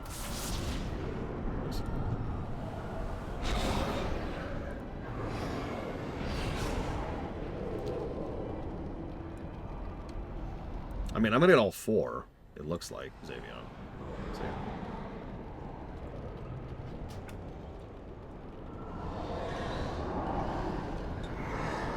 And yeah, getting a little bit of revenge on the Tarask. I'm kind of with that.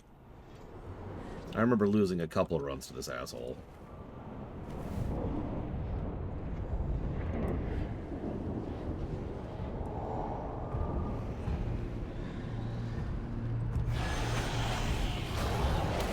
Also, if everyone's a keeper, well, okay, if the Archon is a keeper, I suppose the Arbiter would be as well. And the Jailer's a keeper. That would help explain a lot about what the Jailer's doing and what his goals are.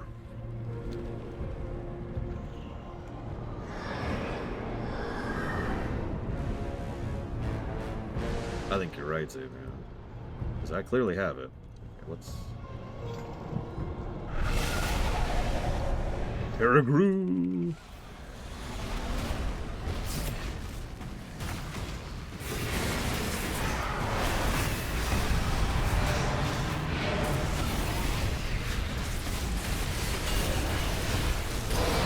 Get some help, boy.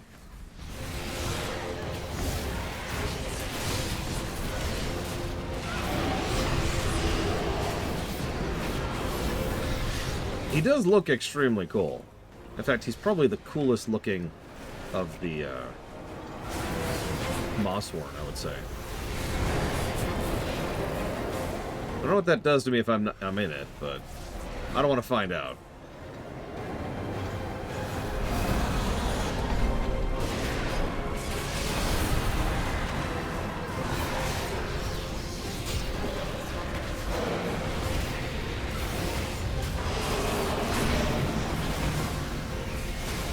He has got some health, Jesus.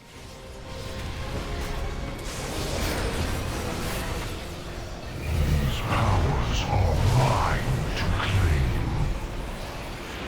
No, my anima powers. No. A hollow victory. You will yield to the inevitable. I got a shield. Oh, that's kind of cool looking. Not a warglaive. Lady Proudmoore, we could use your expertise. Of course, High Lord. The Terragru's essence is still tethered to its master. We can use that connection to open the way into the fortress above. The jailer will unleash all his fury upon us. We must not falter. Narrator. They falter. Yourselves. The sanctum of domination awaits.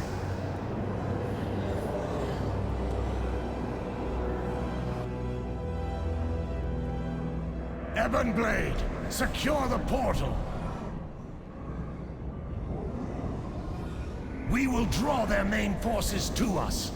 Champions, find a way to thwart the jailer's plan.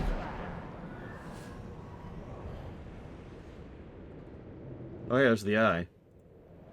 Hey, Odin. Odin!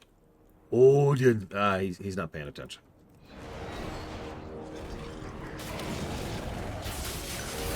He's watching reruns. Don't mind him.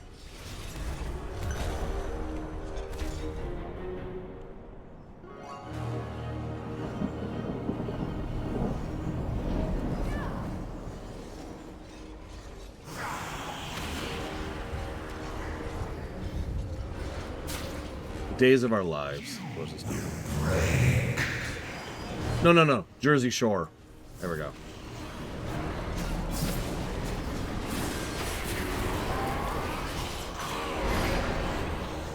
Hey, Sean. No, he's watching reruns of Mass Effect 2. There we go.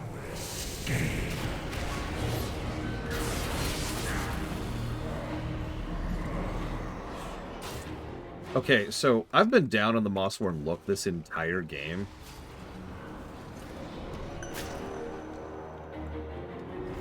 I'm kind of liking the interior here. Granted, it's Torghast, but a little bit better. But that works, especially since this is so clearly based off of Icecrown Citadel. It's pretty much Icecrown minus the ice, ironically.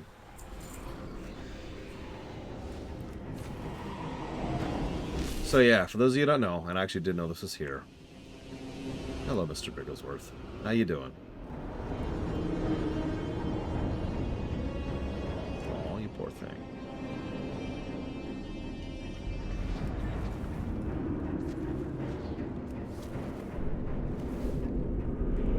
Yeah, it's Crown Citadel.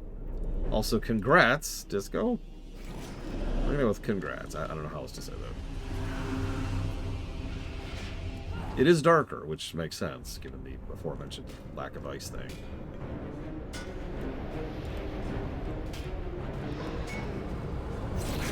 Music's good, too, so I'll give you that. And I do like the chain motif, weirdly enough. I know that sounds strange, but, like, I've said this before. Something I've always liked is when things have kind of a video gamey theming to them, even in lore. A lot of fiction does this. Star Trek, right? Hello.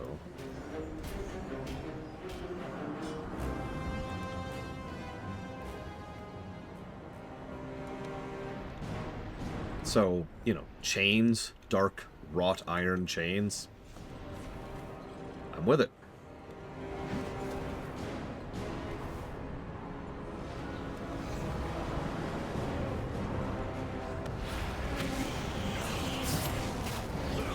Yeah, you all have to be ranged. Ugh, having to clear trash. What kind of garbage raid is this? Garbage tier! I throw it out the window. Ugh, ugh, ugh, ugh.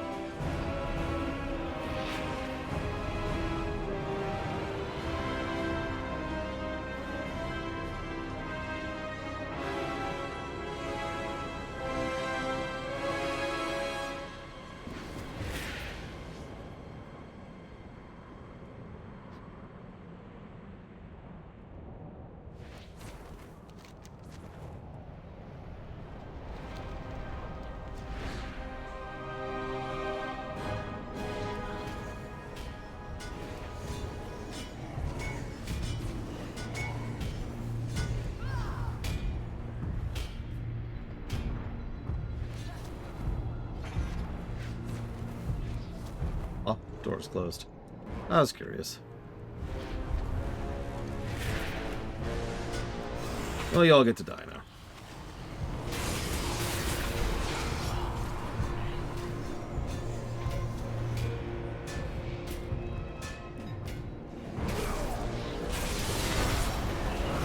Oh, those frickin' assassins.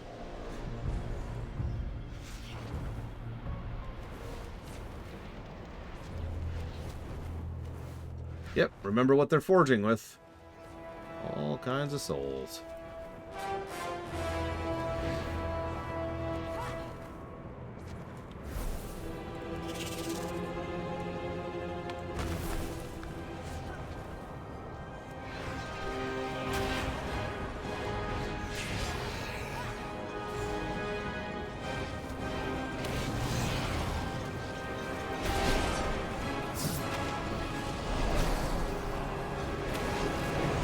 Still out in range.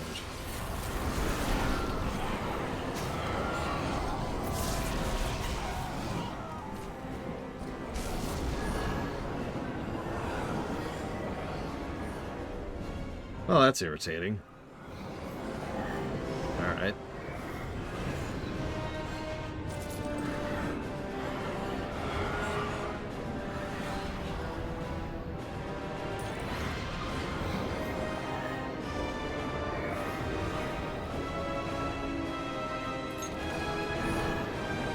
I don't know if I-beam will reach it. Nothing else did. Let me try.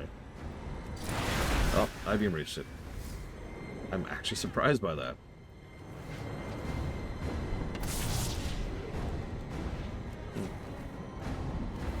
What, the fact that it was completely leaked hazardous? See, I could picture doing this on a couple of classes and this being kind of frustrating.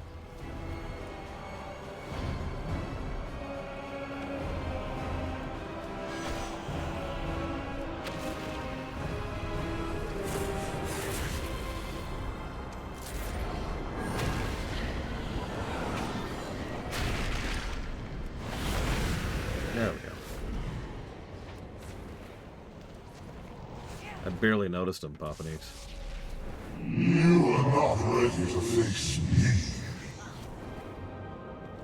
Hello, Odin. I, too, am worthy. Nothing escapes my sight.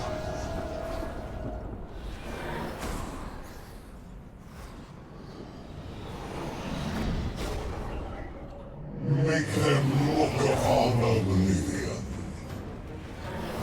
That is hilarious, hazardous. And very indicative of how much on fire Ubisoft is right now. Iron unleashed! I will never see defeat.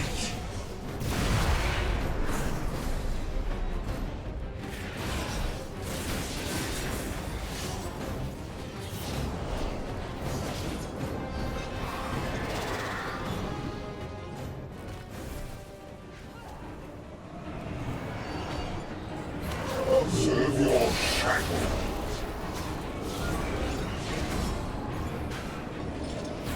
Behold, your end approaches. Some of these were actually tutorialized last time I fought this guy.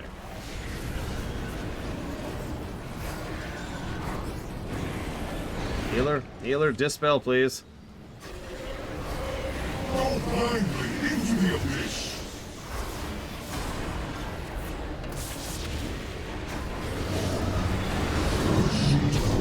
That awaits.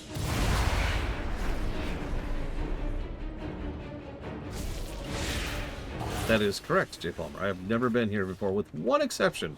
And I'll tell you about it when we get there. There is an asterisk there. I've actually shared that story before, but it'll be relevant. I don't see what you mean, T-Zuler. Aw, Evo's not there for that one. Well said, no. Your end approaches. Gaze upon true power. Healer, healer! God damn it, dispel! Esuna, Esuna!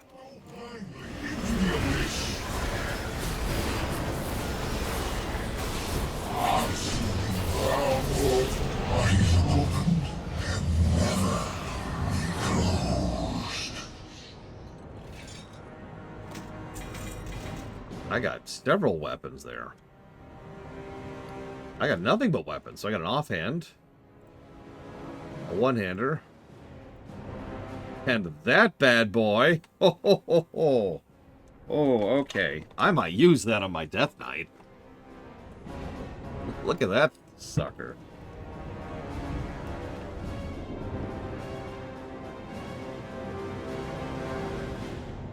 Yeah, we're on Mythic.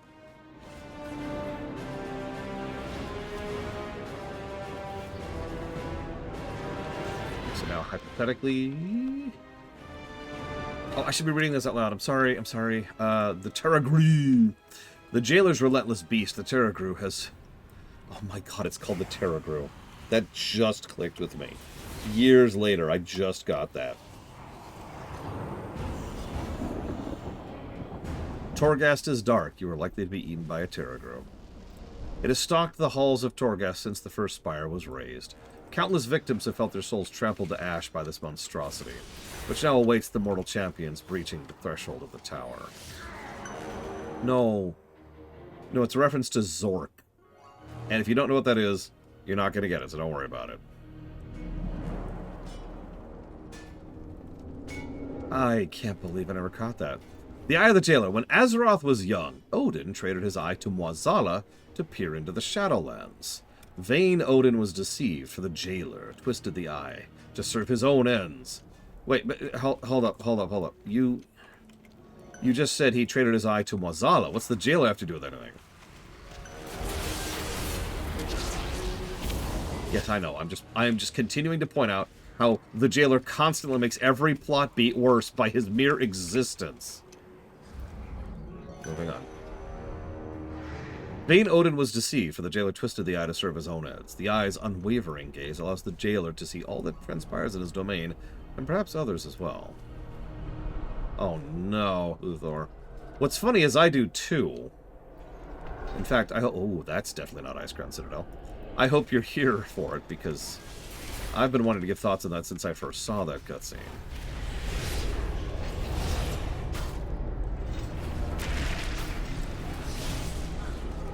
Yeah, what did Muazala get out of that? Oh, that's right, nothing. That is a great visual, by the way. I'm already thinking a triple for the brickwork of this place. Not a lot of doodads, really good visuals. Look at that. Oh.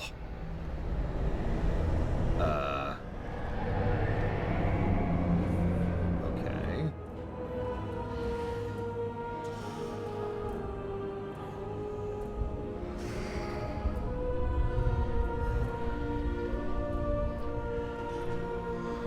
Sorry, you actually asked earlier, Czar, and I apologize because I thought I answered it out loud. You fight a battle you cannot win. Hi. We will stop you, Sylvanus! The actual villain and not the Jailer. You can tell because she's tall. Dragon. A fallen king without a throne. You will answer for your defiance. Yeah, this is the 9, right? Hang on. 9, yeah, that's them. You are bound to me. Strike down my foes. The one most players will probably recognize is Agatha. Excuse me, Agatha over there.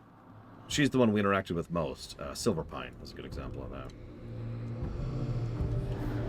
So, I'm going to pause, answer Czar's question. So, weapon skills used to exist, they don't anymore. So nowadays, the only thing that a weapon is a stat stick that you have equipped. So if you are... You're fine, Czar, there's no fault here. Let me use a specific example. Let's say I'm a warrior who is an arms spec. All I care about is it a two-hander, right? If I've got a two-hander, nothing else matters. Two-handed mace, two-handed sword, two-handed axe, polearm. Doesn't matter. All that matters is, does it have the stats I want, and is it a two-hander? Make sense? Way back in the day, there was weapon stats. Those went away either in Kata or Wrath, I forget which, but it's been a long time. And because weapon skills were never really relevant. Weapon damage can matter, but here's the dealio. You will never see a weapon with better stats that does not also have better damage, and vice versa. Oh, I remember Papa Neeks. I was a warrior for that fight. sisters grant us strength! Yeah, damage is pretty much designed based on item level. If it's a higher item level, you do not have to look at your damage at all. I'm gonna watch something here. My voice. Nope. Okay, so this is the bug people in Thieves. I can't think of the name of it. Don't tell me. The Klaxi. There we go. Got it. My sisters. Here's a question. Do you think these are permanently dead since we killed them here?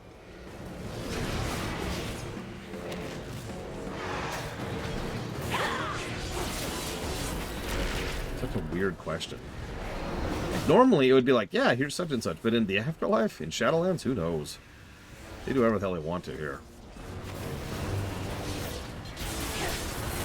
Strike now, sisters! Fall before my blade! I will crush you! You cannot escape! Death stalks you!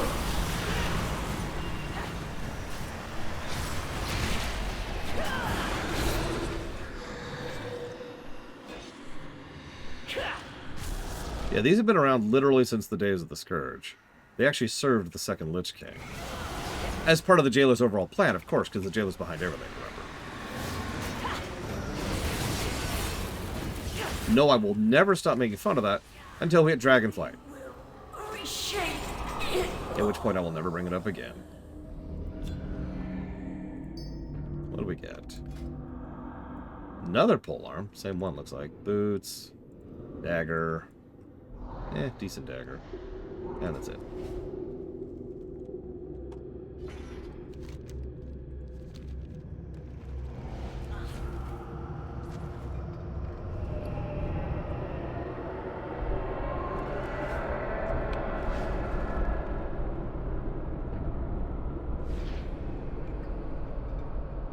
What do though? I'm telling you, none of this is ever coming up again, and I'm actually okay with that.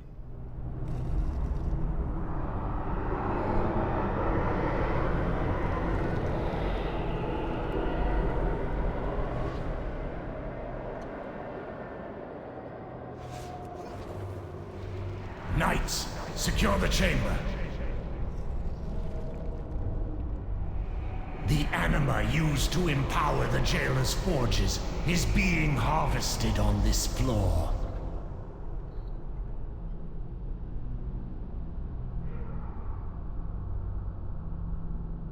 Release these souls, champions.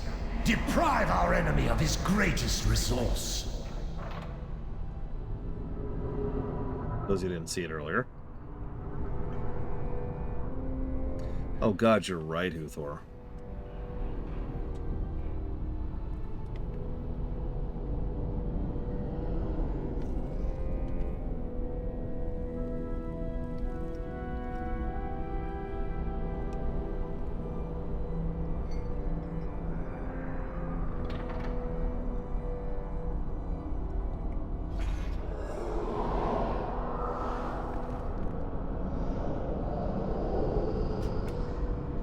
There is much to be done.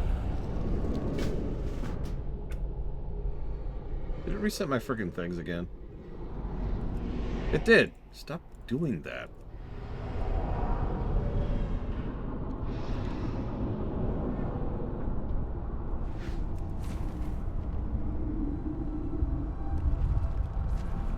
That's right, we're getting closer to Azeroth. Probably somewhere Disco, but I've never met them, and I never will. I've seen a few theory crafters who insist we treat Shadowlands as canon. I am not one of them.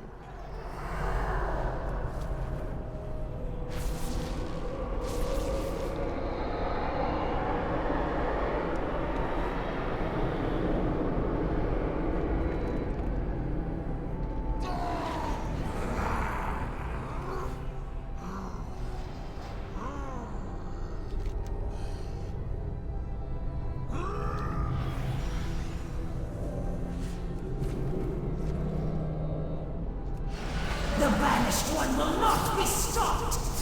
Oh no, it's that cutscene we're about to see, isn't it?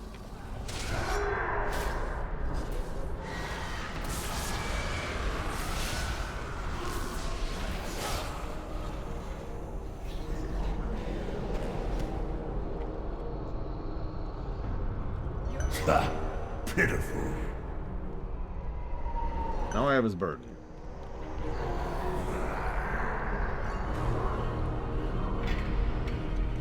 So I saw this cutscene when it came out because it was really, really bad.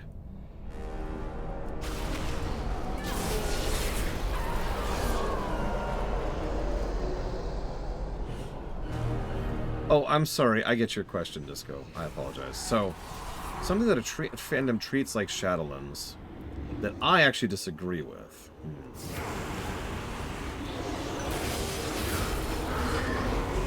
I could argue something in Warcraft in Shadowlands. I like what they did with Sylvanas in Shadowlands for the most part.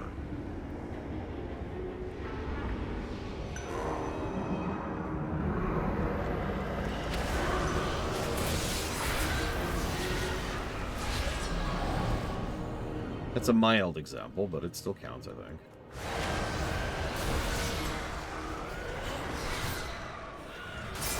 So do I have to get the burden during the fight? Your rage is exquisite, Hillstream. It alone could power our soul forges for eons.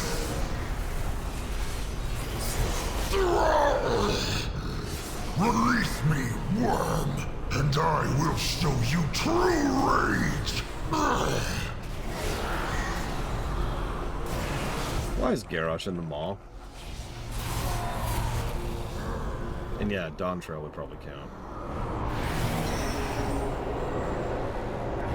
Excellent. Such a low tolerance for torment. Hybrid Rowan. The smell of seared fish is intoxicating. I am not so easily broken. Marsworn, demonstrate the power. It will be done.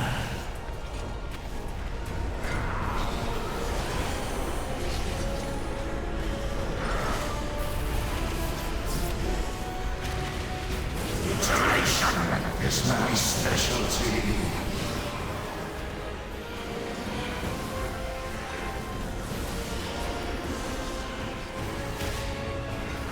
Unleash every burden, every regret that infuses your soul hellstream. You will suffer! I am not so easily broken. Mutilation is my specialty. Marsworn, demonstrate the power. It will be done. As you command, Master.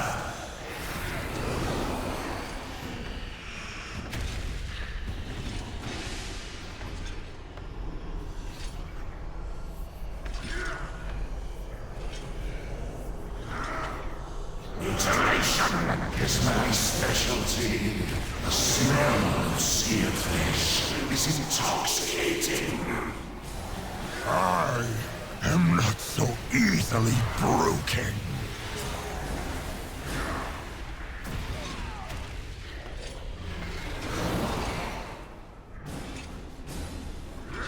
Witness a masterpiece of torment.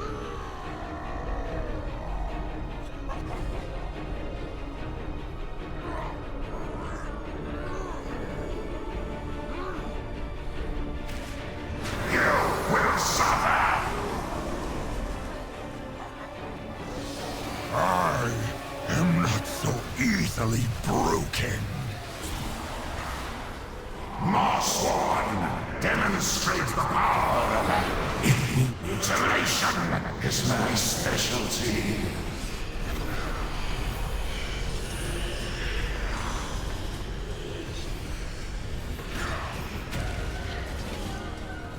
You will suffer! Come to watch me suffer, heroes. Too bad. You will never see me break.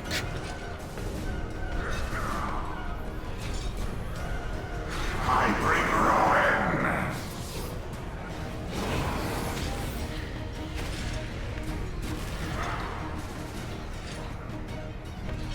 The smell of seared fish is intoxicating. I am a minor distraction. Now to resume tearing agony from your soul, Orc. Anyways. Oh no, I think he's completely insane at this point. Let me actually try one more time here.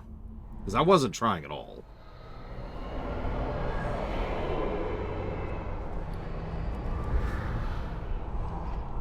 That's not a brag. I really wasn't. I was just showing off the fight. I usually don't try so the fight lasts longer, because that's usually desirable. Excellent. More screams to echo within my chamber. Mutilation is my specialty. You are mine to slaughter.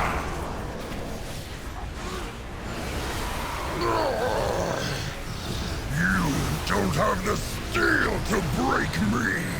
Mossworn, feed upon my pain. It will be done.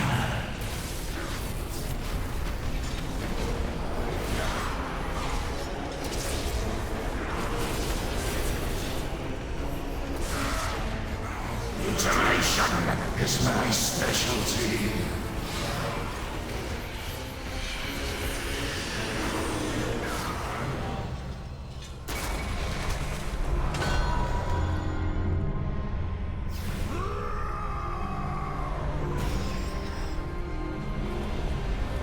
They said I must answer for my crimes. Repent for my sins. But every choice I made, I would proudly make again. You will submit. I submit to no one! Not you! Not the jailer! And not that coward thrall! For the Horde!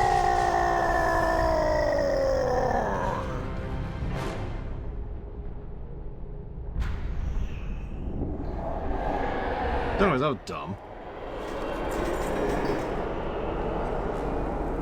I just got 3 axes. 4 copies of this axe.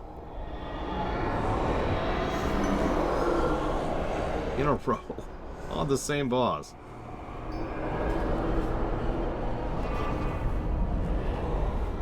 So yes, Garrosh is gone, cessated. Who cares? Moving on. I love axes. Need more axes.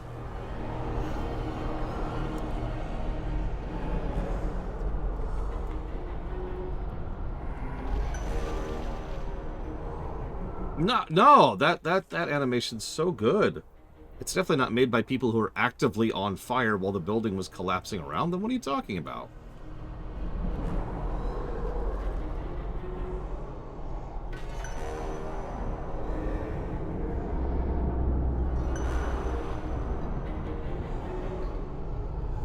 I don't know what it's called.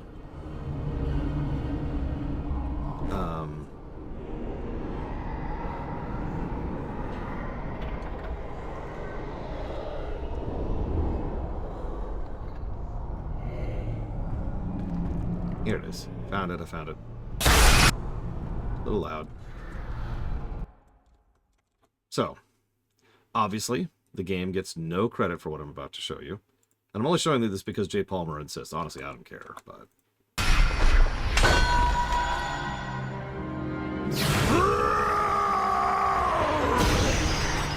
Already better. They said I must answer for my crimes. Repent for my sins. Hey, look, actual lip flaps. Every choice I made, I would proudly make again. You will submit. I submit to no one. Not you. Not the jailer. And not that coward thrall. For the Horde! Yep, made by one random dude. Who just did a better version of it, like, effortlessly.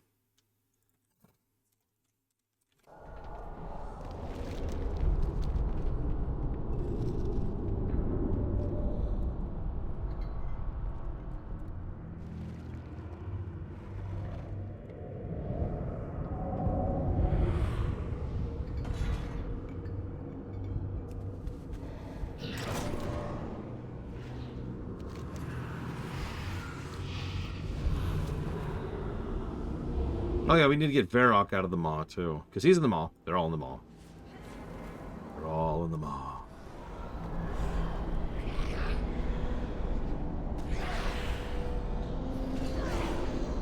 I mean, it's funny you say that because... Like, I hope you'll understand exactly how insane of a sentence that really is, Disco. Of course someone by themselves can make something good. They're not beholden to idiots who are morons. Alright. We're going to have two people swim across the river. One of them is going to swim across the river. The other one is going to try to very, very slowly get across the river while being dragged down by 3 separate anchors. Now, here's the thing. One of those anchors is made of mud. One of those anchors is made of metal, and the other one's made of styrofoam, which is like kind of contradicting the other one. It's kind of choking him as he goes across. And go.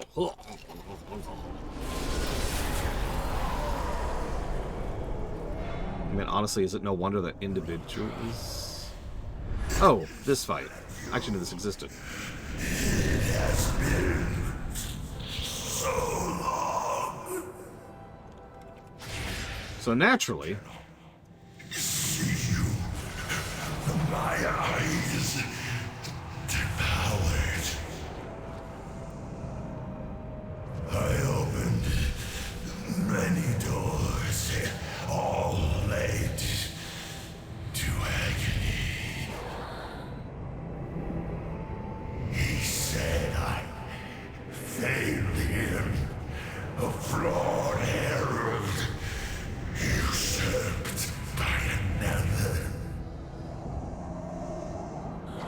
My fate is torment, but I will not bear this crown alone.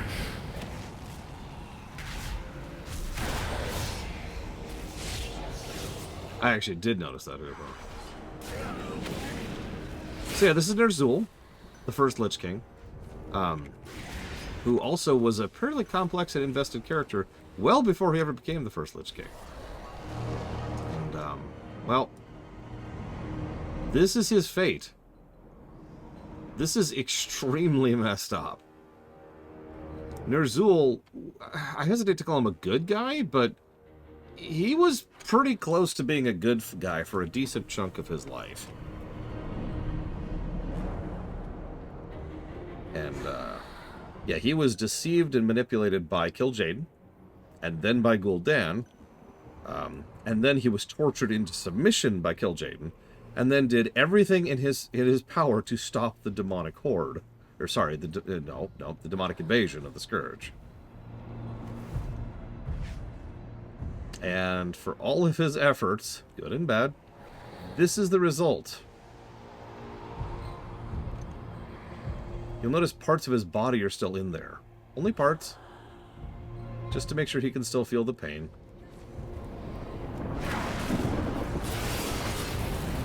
Submit to agony. Oh, no more screwing around. Suffering will be yours. Oh, and it was always the jailer's plan, obviously.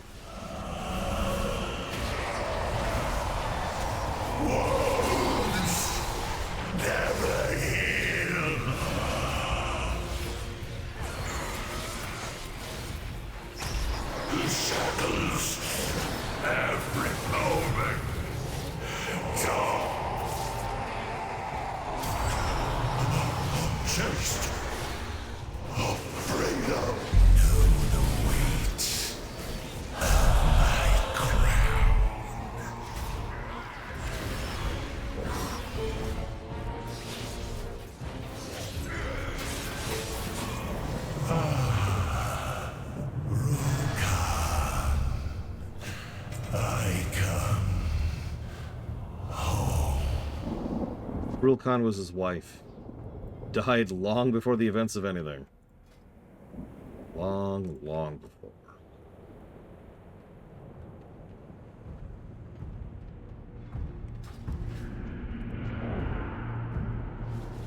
That sucks.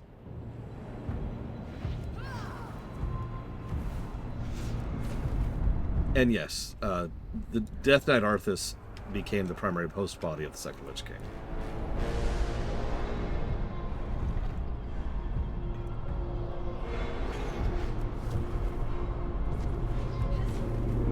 Of course, his wife was part of the Jailer's plan. He was behind everything. Remember when you went to get milk and they were out of milk? That was the Jailer's plan. I mean, by all accounts, Ner'zhul is a classic example of going to Revendreth. If he manages to restore himself, probably Ardenweald.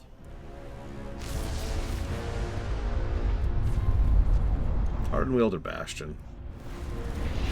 I have a feeling he would actually choose to lose his memories. This is an interesting arena.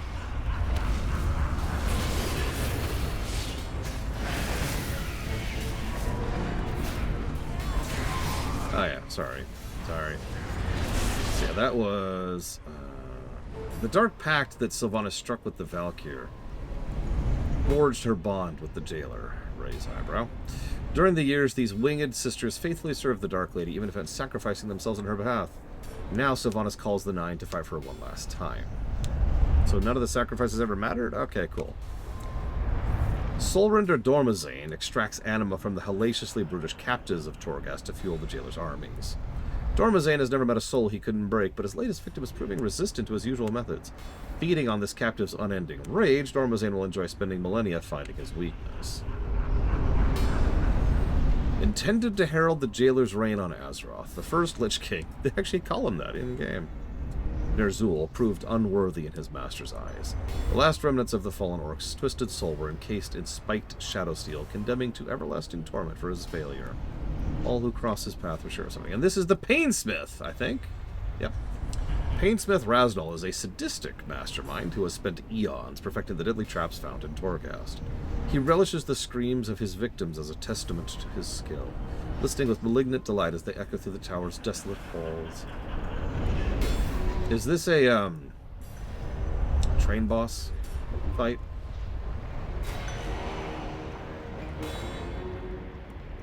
Welcome, honored guests. I have gone to great lengths to construct an eternity of pain for you. I do hope you appreciate the effort. The Shadowlands will hear your screams.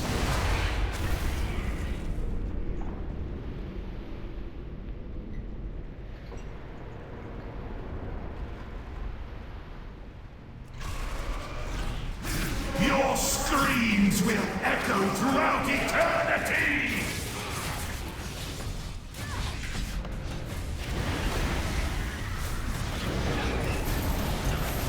Unleash the instrument! Spite death comes with insufficient screaming. I must have thought. Welcome to the killing floor.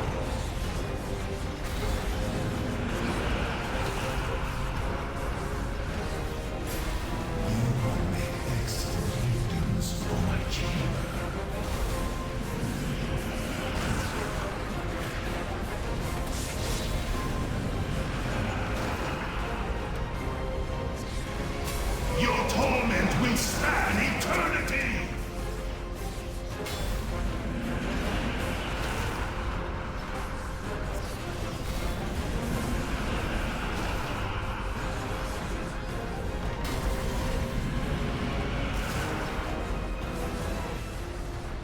Let us see your capacity for pain!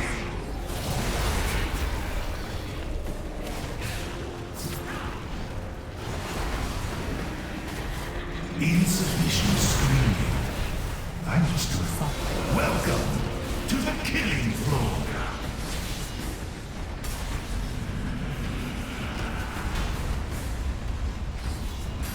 Your like that. Make a path. Find a path, and this is a very FF14 boss, in a good way. Your shrieks of pain will fill. What's interesting is this reminds me a lot of the Ner'zhul fight. No, not the one we just did, the one back in Warlords.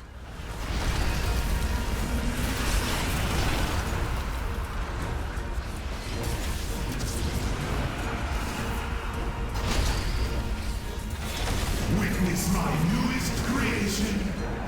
There's a cadence and tempo to FF14 fights. Introduction, escalation, introduction, escalation. And the floor is literally a grid. I mean, come on. Spike death comes for you. Unleash the instrument.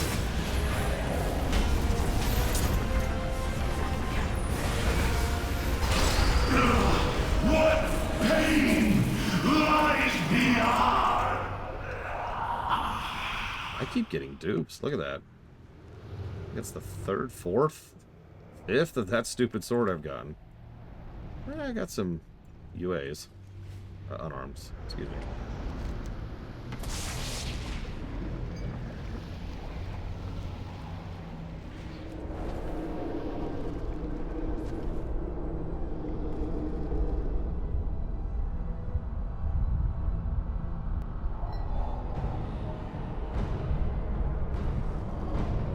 Oh, him. How fitting that we should face one another here, upon the precipice of death's victory.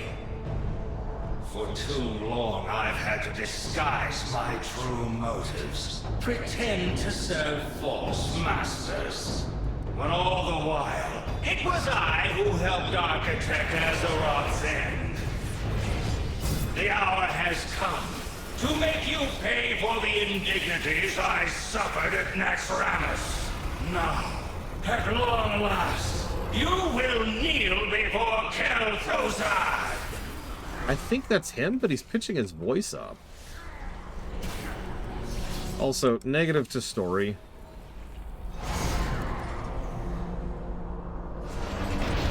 I don't even feel the need to explain that one.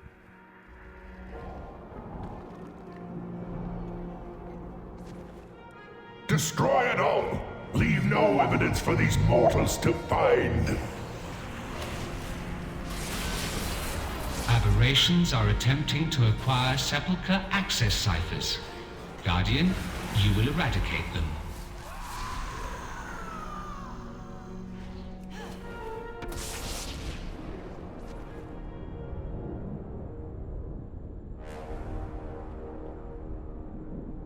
Interesting. Defend ciphers. Sentry materialized.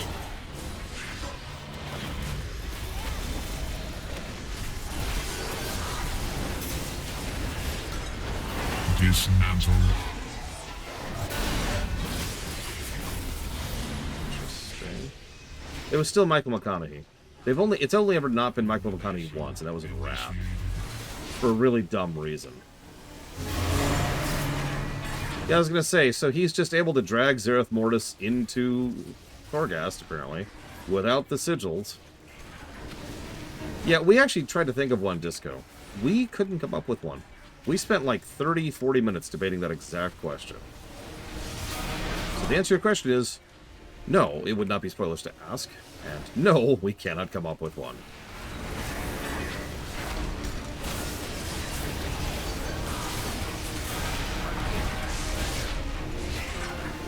Doors deeply turned.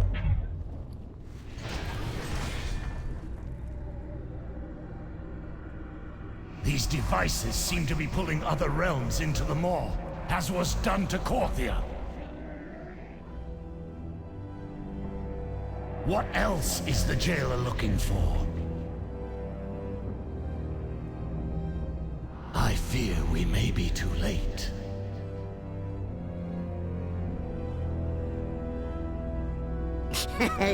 Many deals for a friend of the Grummels, like you.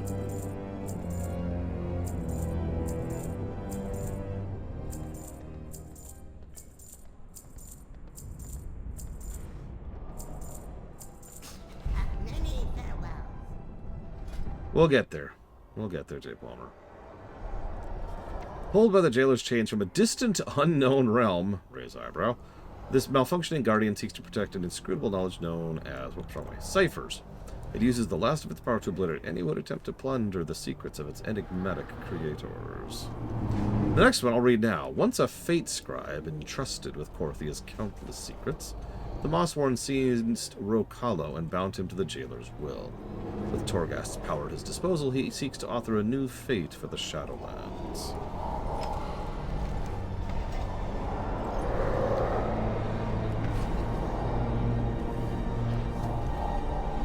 And yeah, as Huthor points out, Disco, the closest we got to was kill Jade, which still doesn't really work.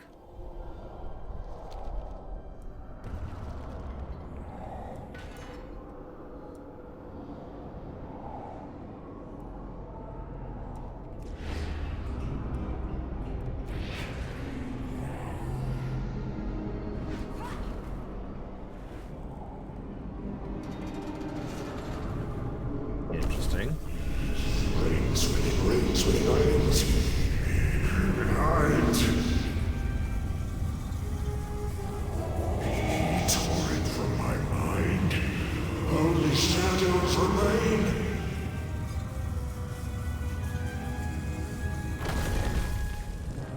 Hey.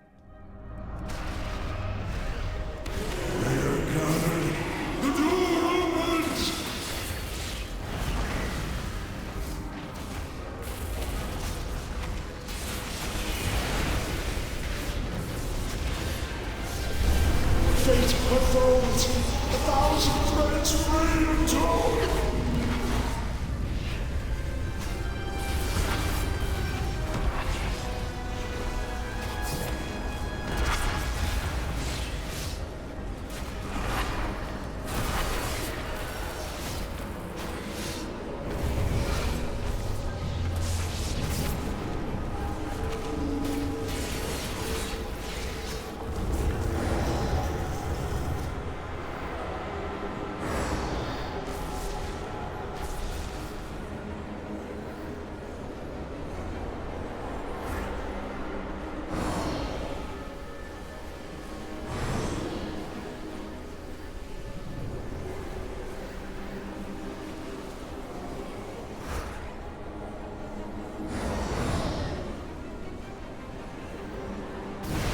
Can you see the endless?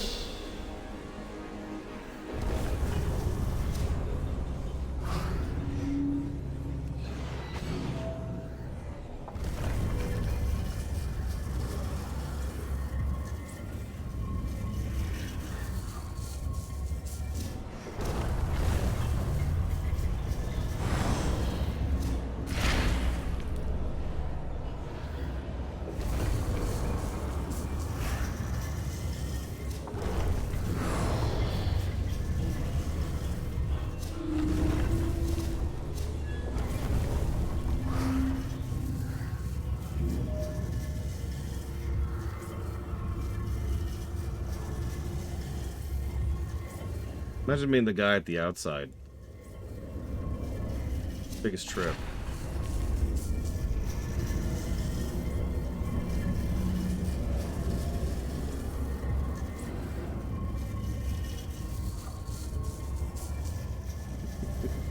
I like how the music just stops while we're doing this.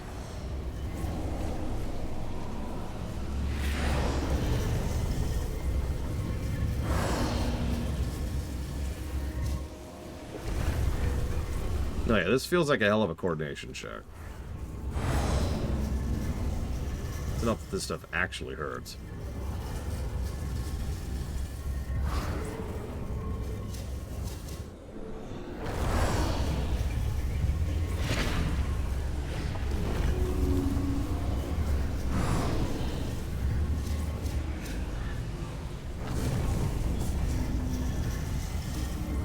Hey, Daniel, 1 second, please.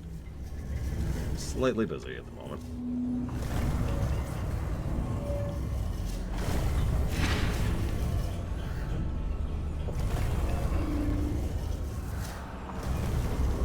Oh my god, move!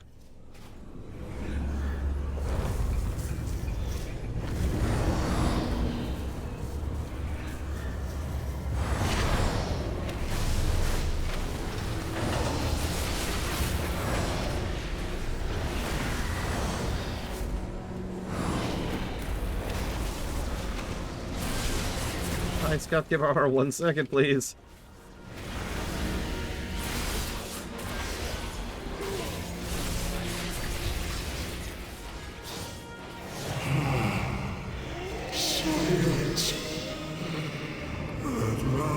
Okay. Damn.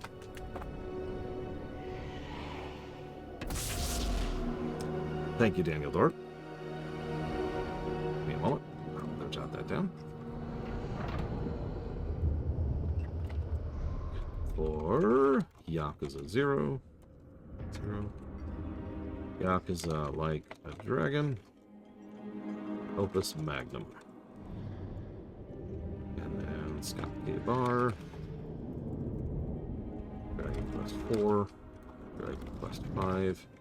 Dragon Quest 6. Thank you. As always. Alright, so let's go kill a negative to story. I'll decide how many negatives later. It's just, he's a negative story. Moving on. That's it. Stop aggroing me. You don't exist. You're worthless. You're trash. Yep, we're gonna go fight Nathuzad. Oh, come on! Right as I go in. Fine. All you get to die, too.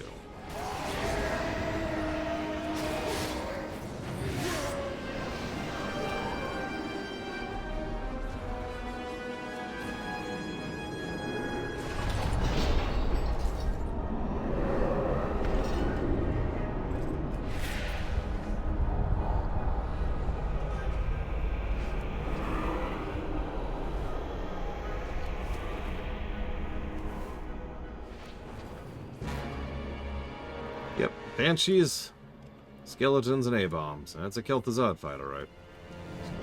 Wow, these don't mind me, don't mind me. Hey, look, coldest looking place in here. Sup? You've meddled with my affairs for the last time! Hello, Arthas. But, what?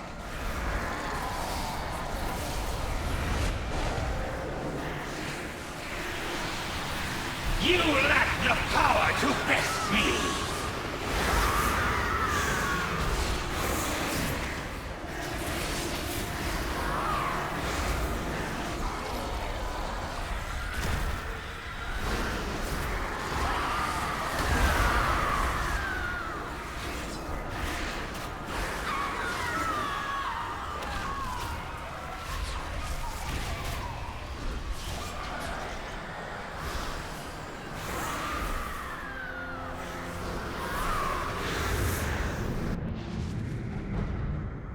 Ah!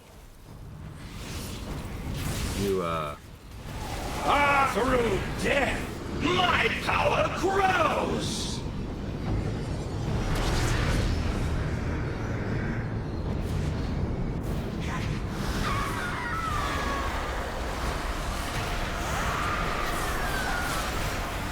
No, the abyss! So, phylacteries work in the afterlife. Freeze and shatter!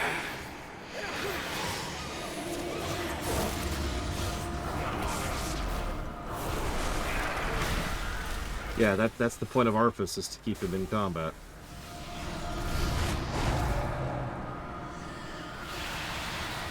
You expect to kill me? I command death itself! You my phylactery!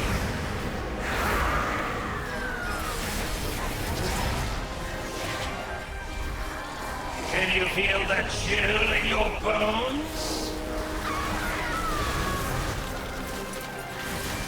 No! Impossible! Death answers to me! Ander. Who's a good tank?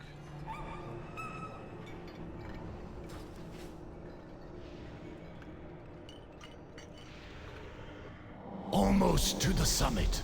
Be on your guard. Oh, hey.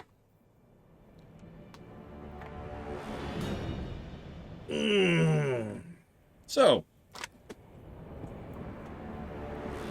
I mentioned I've been in this raid once. Azeroth's champions. You've arrived at last. Despite witnessing the broken cycle of life and death with your own eyes, still, you would stop us from remaking this flawed system. What a pity. There are no more Valkyr to protect you, Sylvanas.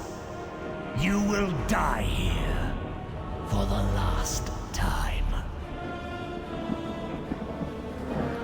The Archer does not mourn the loss of their arrows, High Lord.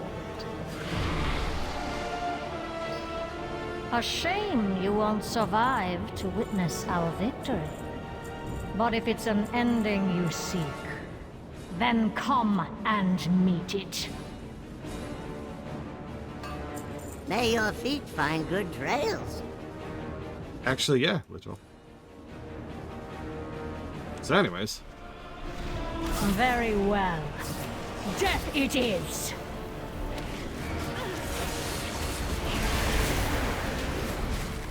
No mercy! So I've fought this boss before. There's a lot of pieces going on here, but it's mostly just a whole lot of movement. Which I tend to like movement fights, that's cool.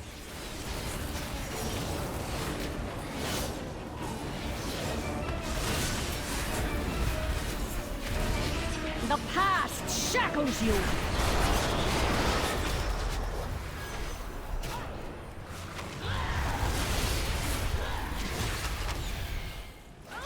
Do you fear the shadows? It was on LFR. This is Shadowlands. I didn't respect Shadowlands enough to do it on anything real.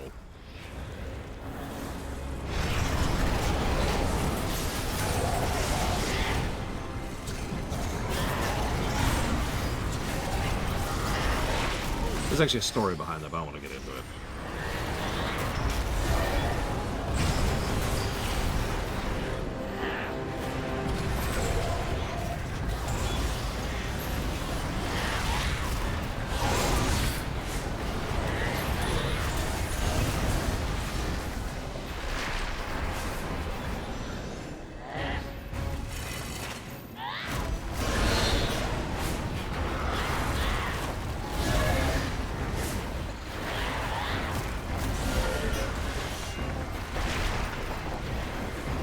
Your lives end here!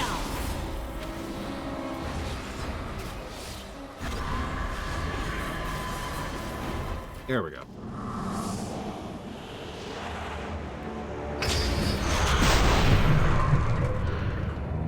Your efforts are Oh, hey. We're up to 9. Oribos is within my grasp. No! We will stop you! Jaina, we need a portal. The jailer must not take the Eternal City! Something is limiting my magic. Where are... Zorobos. Behind our quarry. Heroes with me! Is the jailer trying to break out of the maw? Or something else? So... And thunder! I forget exactly what it was, but something on this map would break the bridges or something. All hope is lost!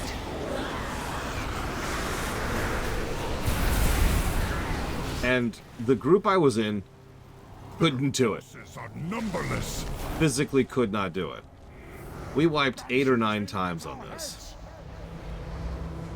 Getting like ridiculous stacks of whatever the buff is. Determination.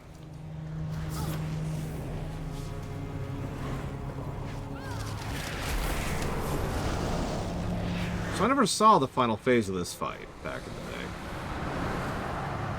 Because I never got past this phase you're looking at right here.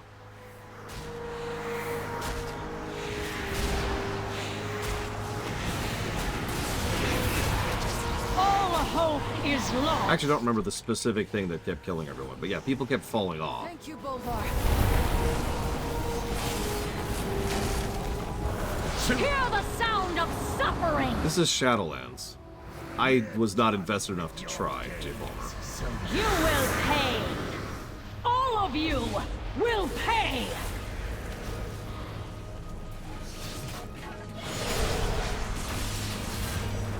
You don't have to do this. Surrender.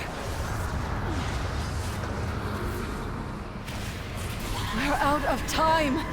Ouroboros is being enveloped by the Maw. Hold them back a little longer. The portal's nearly open. Yeah, whatever it was, we're already past it. Hurry! Because, yeah, here's phase 3. No! The Jailer is going to destroy the Arbiter! Oh, hey, it's the Arbiter. You know, the thing that has existed and has been so relevant to the story. Stop Sylvanas! Death bends to my will. Oh, they're also fighting Anduin down there, by the way. I don't know when that happened. I don't know. I haven't seen this before.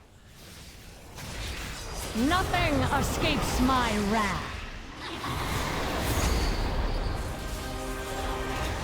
Good question, J. Paul. I hope Uthor's here, because we're about to see a cutscene that I'm going to give several negatives to, and positives. It's going to be very strange.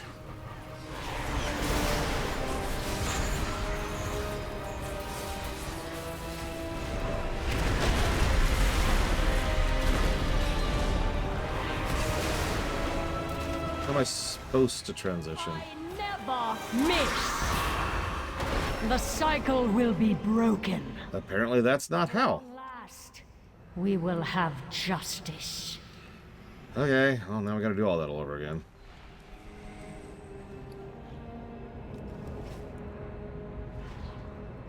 Apparently jumping in the middle instantly kills you. Good to know.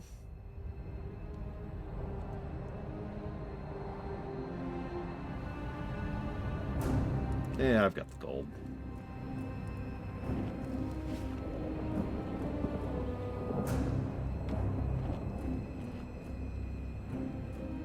I might actually push cooking in War Within. That's how much I'm invested in War Within. I'm almost considering raising professions again. Well, First time since Legion.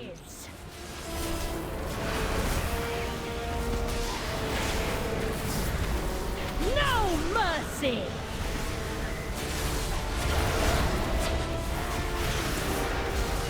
To the death. You are unfit to stand against me.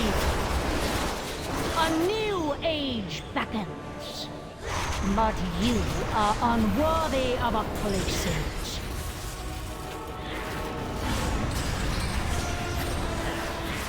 Sorry. I wasn't joking. I do not know these fights. At least not phase 3 of it.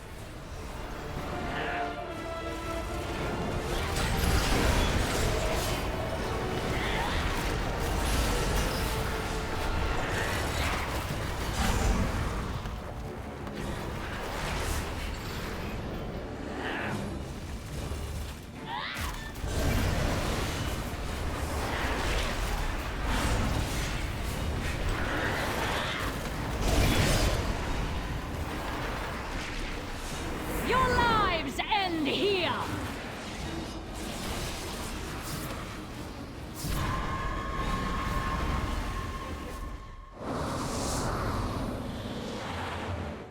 Seen that before. Something is limiting my magic. Where? Well, this is Shadowlands. There's not much I can do about that. Heroes with me! Is the jailer trying to break out of the Maw? Or something else? Hello, baby bear. Why did you lock the door? Blood and thunder! Well, we're locked in now. You have to bang on the door to get out then when we get out. I can't get up to pick you up right now. I'm in the middle of a boss fight, okay? Is lost. If you could tell me.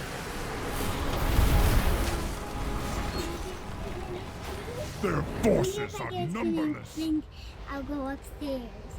Baby bear, you're gonna have to wait. Like I said, I'm in the middle of something I cannot pause. Okay.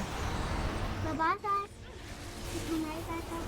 I know. I'll spin you after dinner. How's that sound? Okay. I will. Red. Which red? There's a lot of red on my screen right now. Oh, no. You mean this red right here? Uh-huh. That is the enemy's health bar. That is how much health they have. The green, then, is my health bar. That's how much magic I have right That's not all now. now. No, but I can regenerate it pretty quickly. Thank you, Bohar. Hear the sound of suffering! Sylvanas means to claim our heads. Stop her! We're done with Other abilities I can use that generate. It's called a builder spender concept. All of you! So I build so I can spend. Makes sense? Yep. Hold them back a little There are longer. abilities you use. I just said that. Portal's nearly open. Some of your abilities build, and some of your abilities spend. It's done. Hurry! What? When we need the jailer is going to Now I need to wait for the cutscene to finish so I can get on with the fight. I need to blow every cooldown I have. Quickly, Try and hurry this up a little bit. Stop Sylvanas! Death bends to my will. I'm gonna blow literally everything right off the bat this time. This is a DPS check. Nothing escapes my wrath. That's right.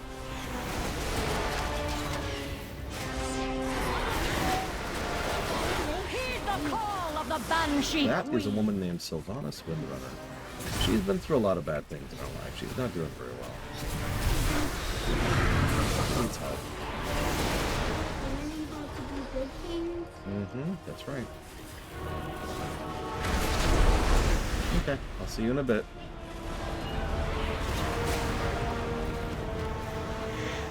I always hit my mark.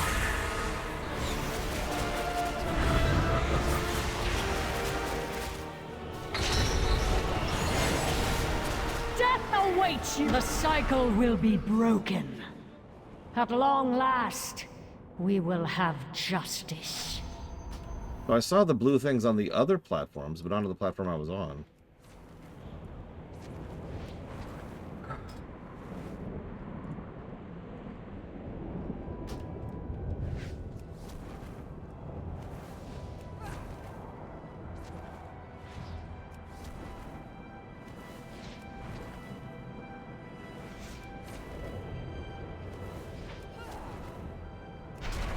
Very well. Death it is.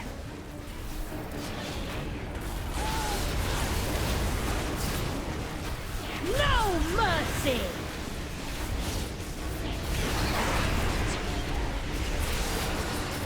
To the death! You are unfit to stand against me! I don't think it's got the arrow's phase, but whatever.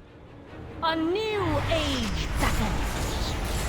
But you are unworthy of a place in it.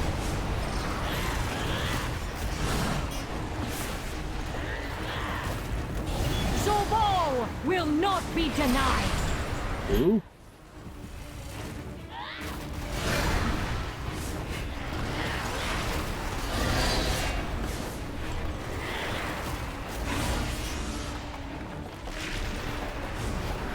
God, she has 145 million health on Mythic. That's impressive even at 80. Obviously, I suppose, since it's taking us so long to kill her. Your lives end here!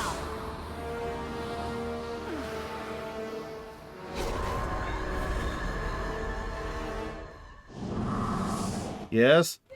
I know I'm literally in the middle of a boss fight. My magic. Did she not? Behind our quarry. Heroes with me! Is the jailer trying to break I'm up? in the middle of a boss fight, as I informed your adorable daughter. blood and thunder!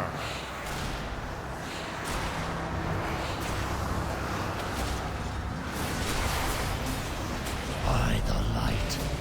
He's all hope is lost. What was the line he says that's terrible in the middle of this, by the way? I've opened the way. Go! Stop! The Banshee is aiming at our heads! This power is not yours to command! I shattered your throne. Now I'll break you. Your crusade ends here, Banshee. Hear the sound! Press the attack. The jailer must be stopped. No, the crusade was Sargeras. Thrall, scout ahead. Champions will assist the Admiral. Wait. He's just Sargeras again. Blood and thunder! All hope is lost. Thank you both. Heroes, to me! Let's regroup with Jaina. Sylvanas means to claim our Was heads. there a point in splitting up back in the day on this fight? We're done with your games. You will pay. All of you will pay. Fall into oblivion. We're out of time. Hear the sound of suffering. Hold them back a little longer. The portal's nearly open. It's done. Hurry! No! The jailer is going to destroy the Arbiter! Quickly, champions! Stop Sylvanas! Death bends to my will.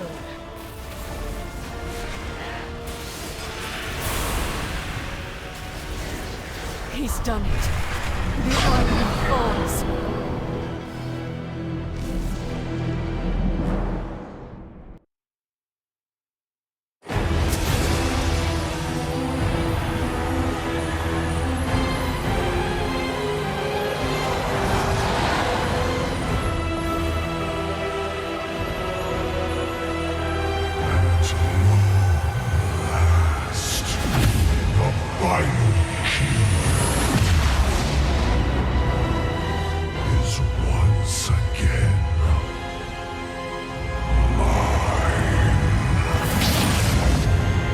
Better, but he still looks boring.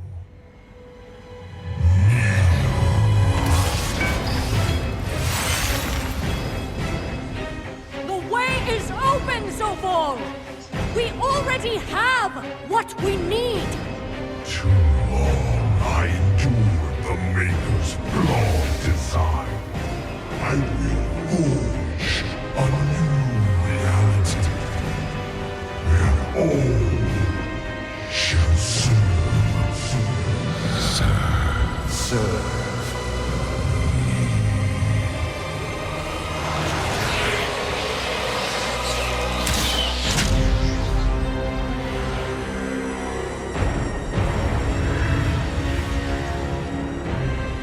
I will never serve.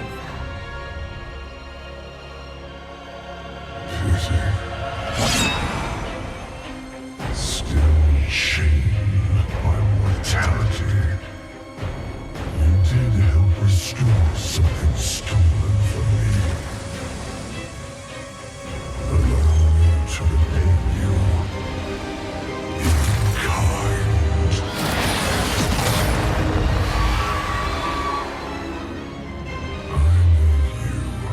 To their mercy. Come, be the first to witness reality's end.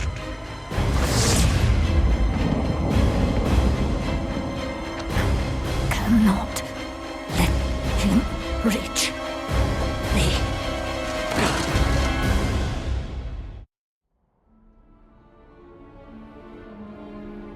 Oh! That cutscene. That cutscene. Wherever that gateway led, it's been sealed behind him. We thought the jailer was coming to slay the Arbiter, but he absorbed her essence. As if her power and the sigil were his all along. Jailer be damned! He's got Anduin. No matter where he's gone, we will find him. Maybe she knows. Yes.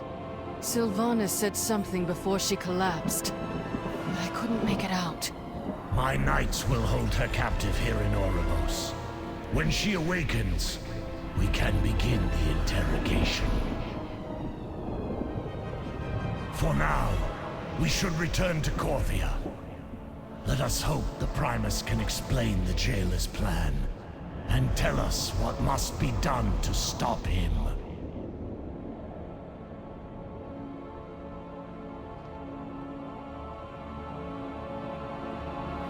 So if I might, I've talked so much about this cutscene, and I'm literally late for dinner. By the way, thank you, Papa Neeks, for your help. I'm literally late for dinner right now, so I'm going to try to be as succinct about this as I can be. So, because we got a couple of things to unpack here, okay? Hear me out. It's a good Sylvanas cutscene if the jailer doesn't exist. And I know I keep saying that, but I keep meaning it. If you just kind of flick him out of the equation... How do I get to Zereth Mortis? All of the sudden, the cutscene just works. It is in character for her. Even the little act she does is very... It's not going to accomplish anything, right? She knows that. That's not like a sneak attack. I saw several people like, oh, what did she think this attack was going to do? Nothing. She never thought that attack was going to do anything to him. That's not the point. If there's one thing that has defined her since Warcraft 3, before she even died, it is defiance. And remember, defiance is not hope. Defiance is not making... Ignore all this. Defiance is not hope. It's not making things better. It is just defiance. It's a middle finger as you're going down. That is very Sylvanas. And her glance at Anduin and the realization of what's happening and the look up at him and the voices of Arthas and the second Lich King and all of that, of course she draws her bow. Without hesitation, if you notice. The animation is almost perfect. So that's all very, very good.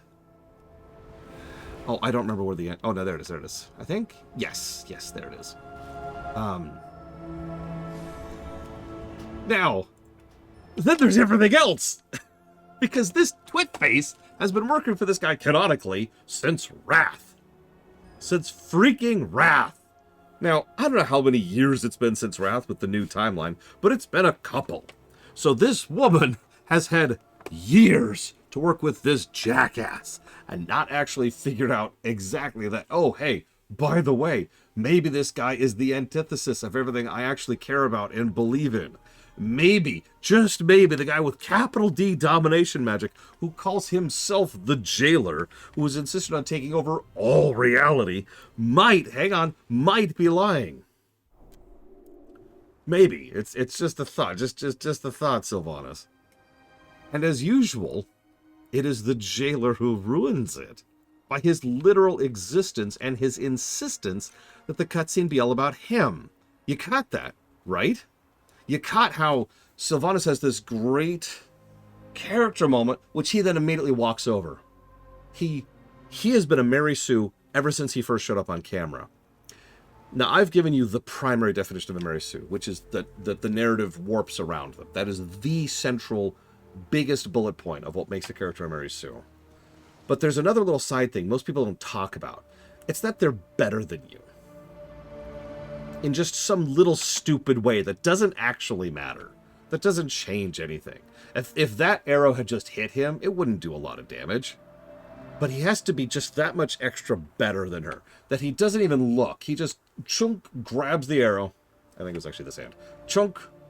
And completely denies that because he is just that much better than her. And then he's just so much, oh yes, I'm so much better than that one. Goes ahead, grabs her soul. By the way, when the hell did he get her soul? I know. He got it through Frostmourne. I've already covered how that's stupid. And then he throws the soul back into her and leaves her there so that she can be tormented by by the people she's been a villain to for literal years. She burned the tree, remember? And just pieces out. And the whole time he's like, you can witness reality's unmaking. Yeah, exactly. The second Lich King especially, but the Lich King in general, even the first Lich King, earned that dread. They earned that fear. They earned that respect. They were villains that you were like, oh crap, because they had earned it. The Jailer essentially demands it. The Jailer is trying to drag the camera onto him in the middle of a cutscene that's all about Sylvanas. You saw the eyes, right? Just to name one little tidbit there. God.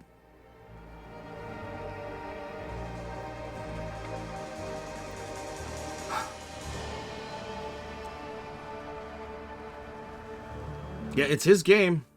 It's the Jailer's game. We're just playing it. And that right there is the Shadowlands in one cutscene. Sylvanas has been in the Shadowlands many times. The Jailer's been in 9, and I have been keeping track. I have this right here, just so I can keep track of this crap. He ruined this expansion. It's a rushed, rough, problematic, internally inconsistent expansion.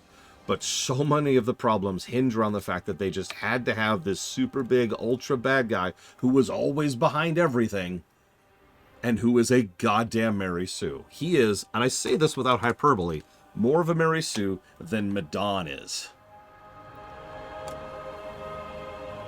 Sika, unironically, has more appearances than the Jailer. Ow. No, that does not pop an Eeks, after all. That cutscene isn't in the game. And for years, I have had time to sit and chew and percolate on this. Because Shadowlands is such an easy expansion to measure. I mean, look at this ratio you're seeing over here, right? Like, we're... Okay, fine. I'll count that one then. We're up to 10 now. The main villain has 10 scenes. Don't worry, he'll have 2 more, I think.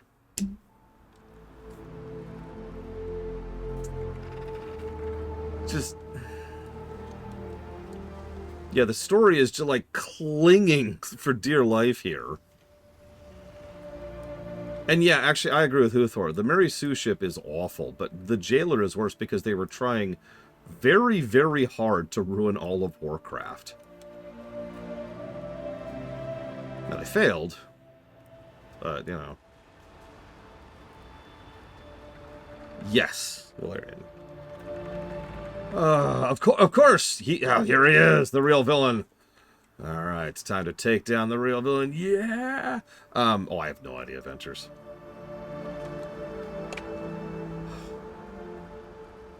They were trying so hard to make him, not him, the Jailer, the guy, to hype him up. And you can tell why. It's actually such an obvious choice. Like, all of us are looking at this now, years later, with the advantage of analysis and hindsight, and thinking, what were you smoking? But put yourself in the seat of the people who are in the office, which is on fire, which has nobody in it because everyone's at home because they have COVID because there's a pandemic on, and everyone's just like, and they're thinking we have to salvage what we can.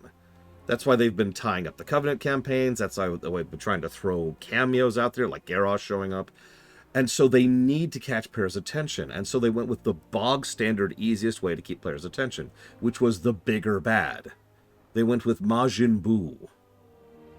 And so they wanted to have the ultra no really villain, and they kept hyping him up, and they kept hyping him up, and they really, really wanted him to be super mega ultra big so that players would be like, oh my god, we've got to be invested in killing this guy who's even bigger than the Lich King. He's even bigger than Sargeras.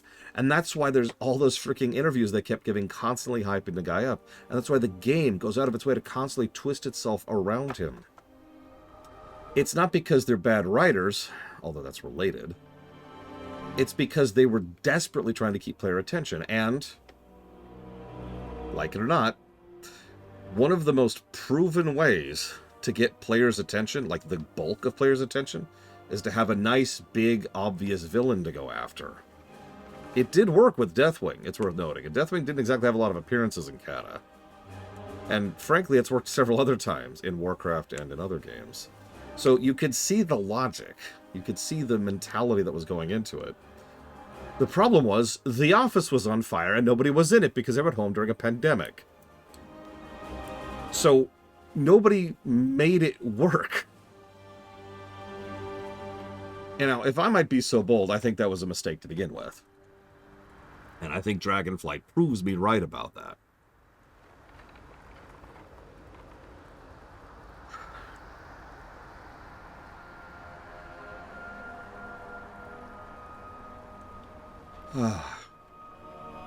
So I'm going to have to decide how many positives and negatives that scene gets, because it's a terrible, great scene. And that really is Shadowlands in one sentence. Let me at least jot this down so I don't forget. Put that there. And I'm going to put this here.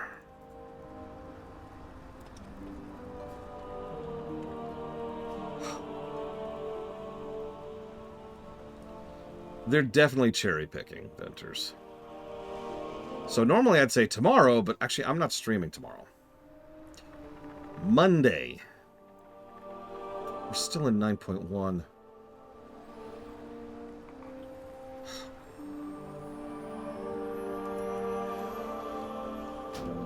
Tomorrow's Christmas. So Monday we will get back to 9.1 and hopefully actually get to freaking Zereth Mortis. I'll see you guys.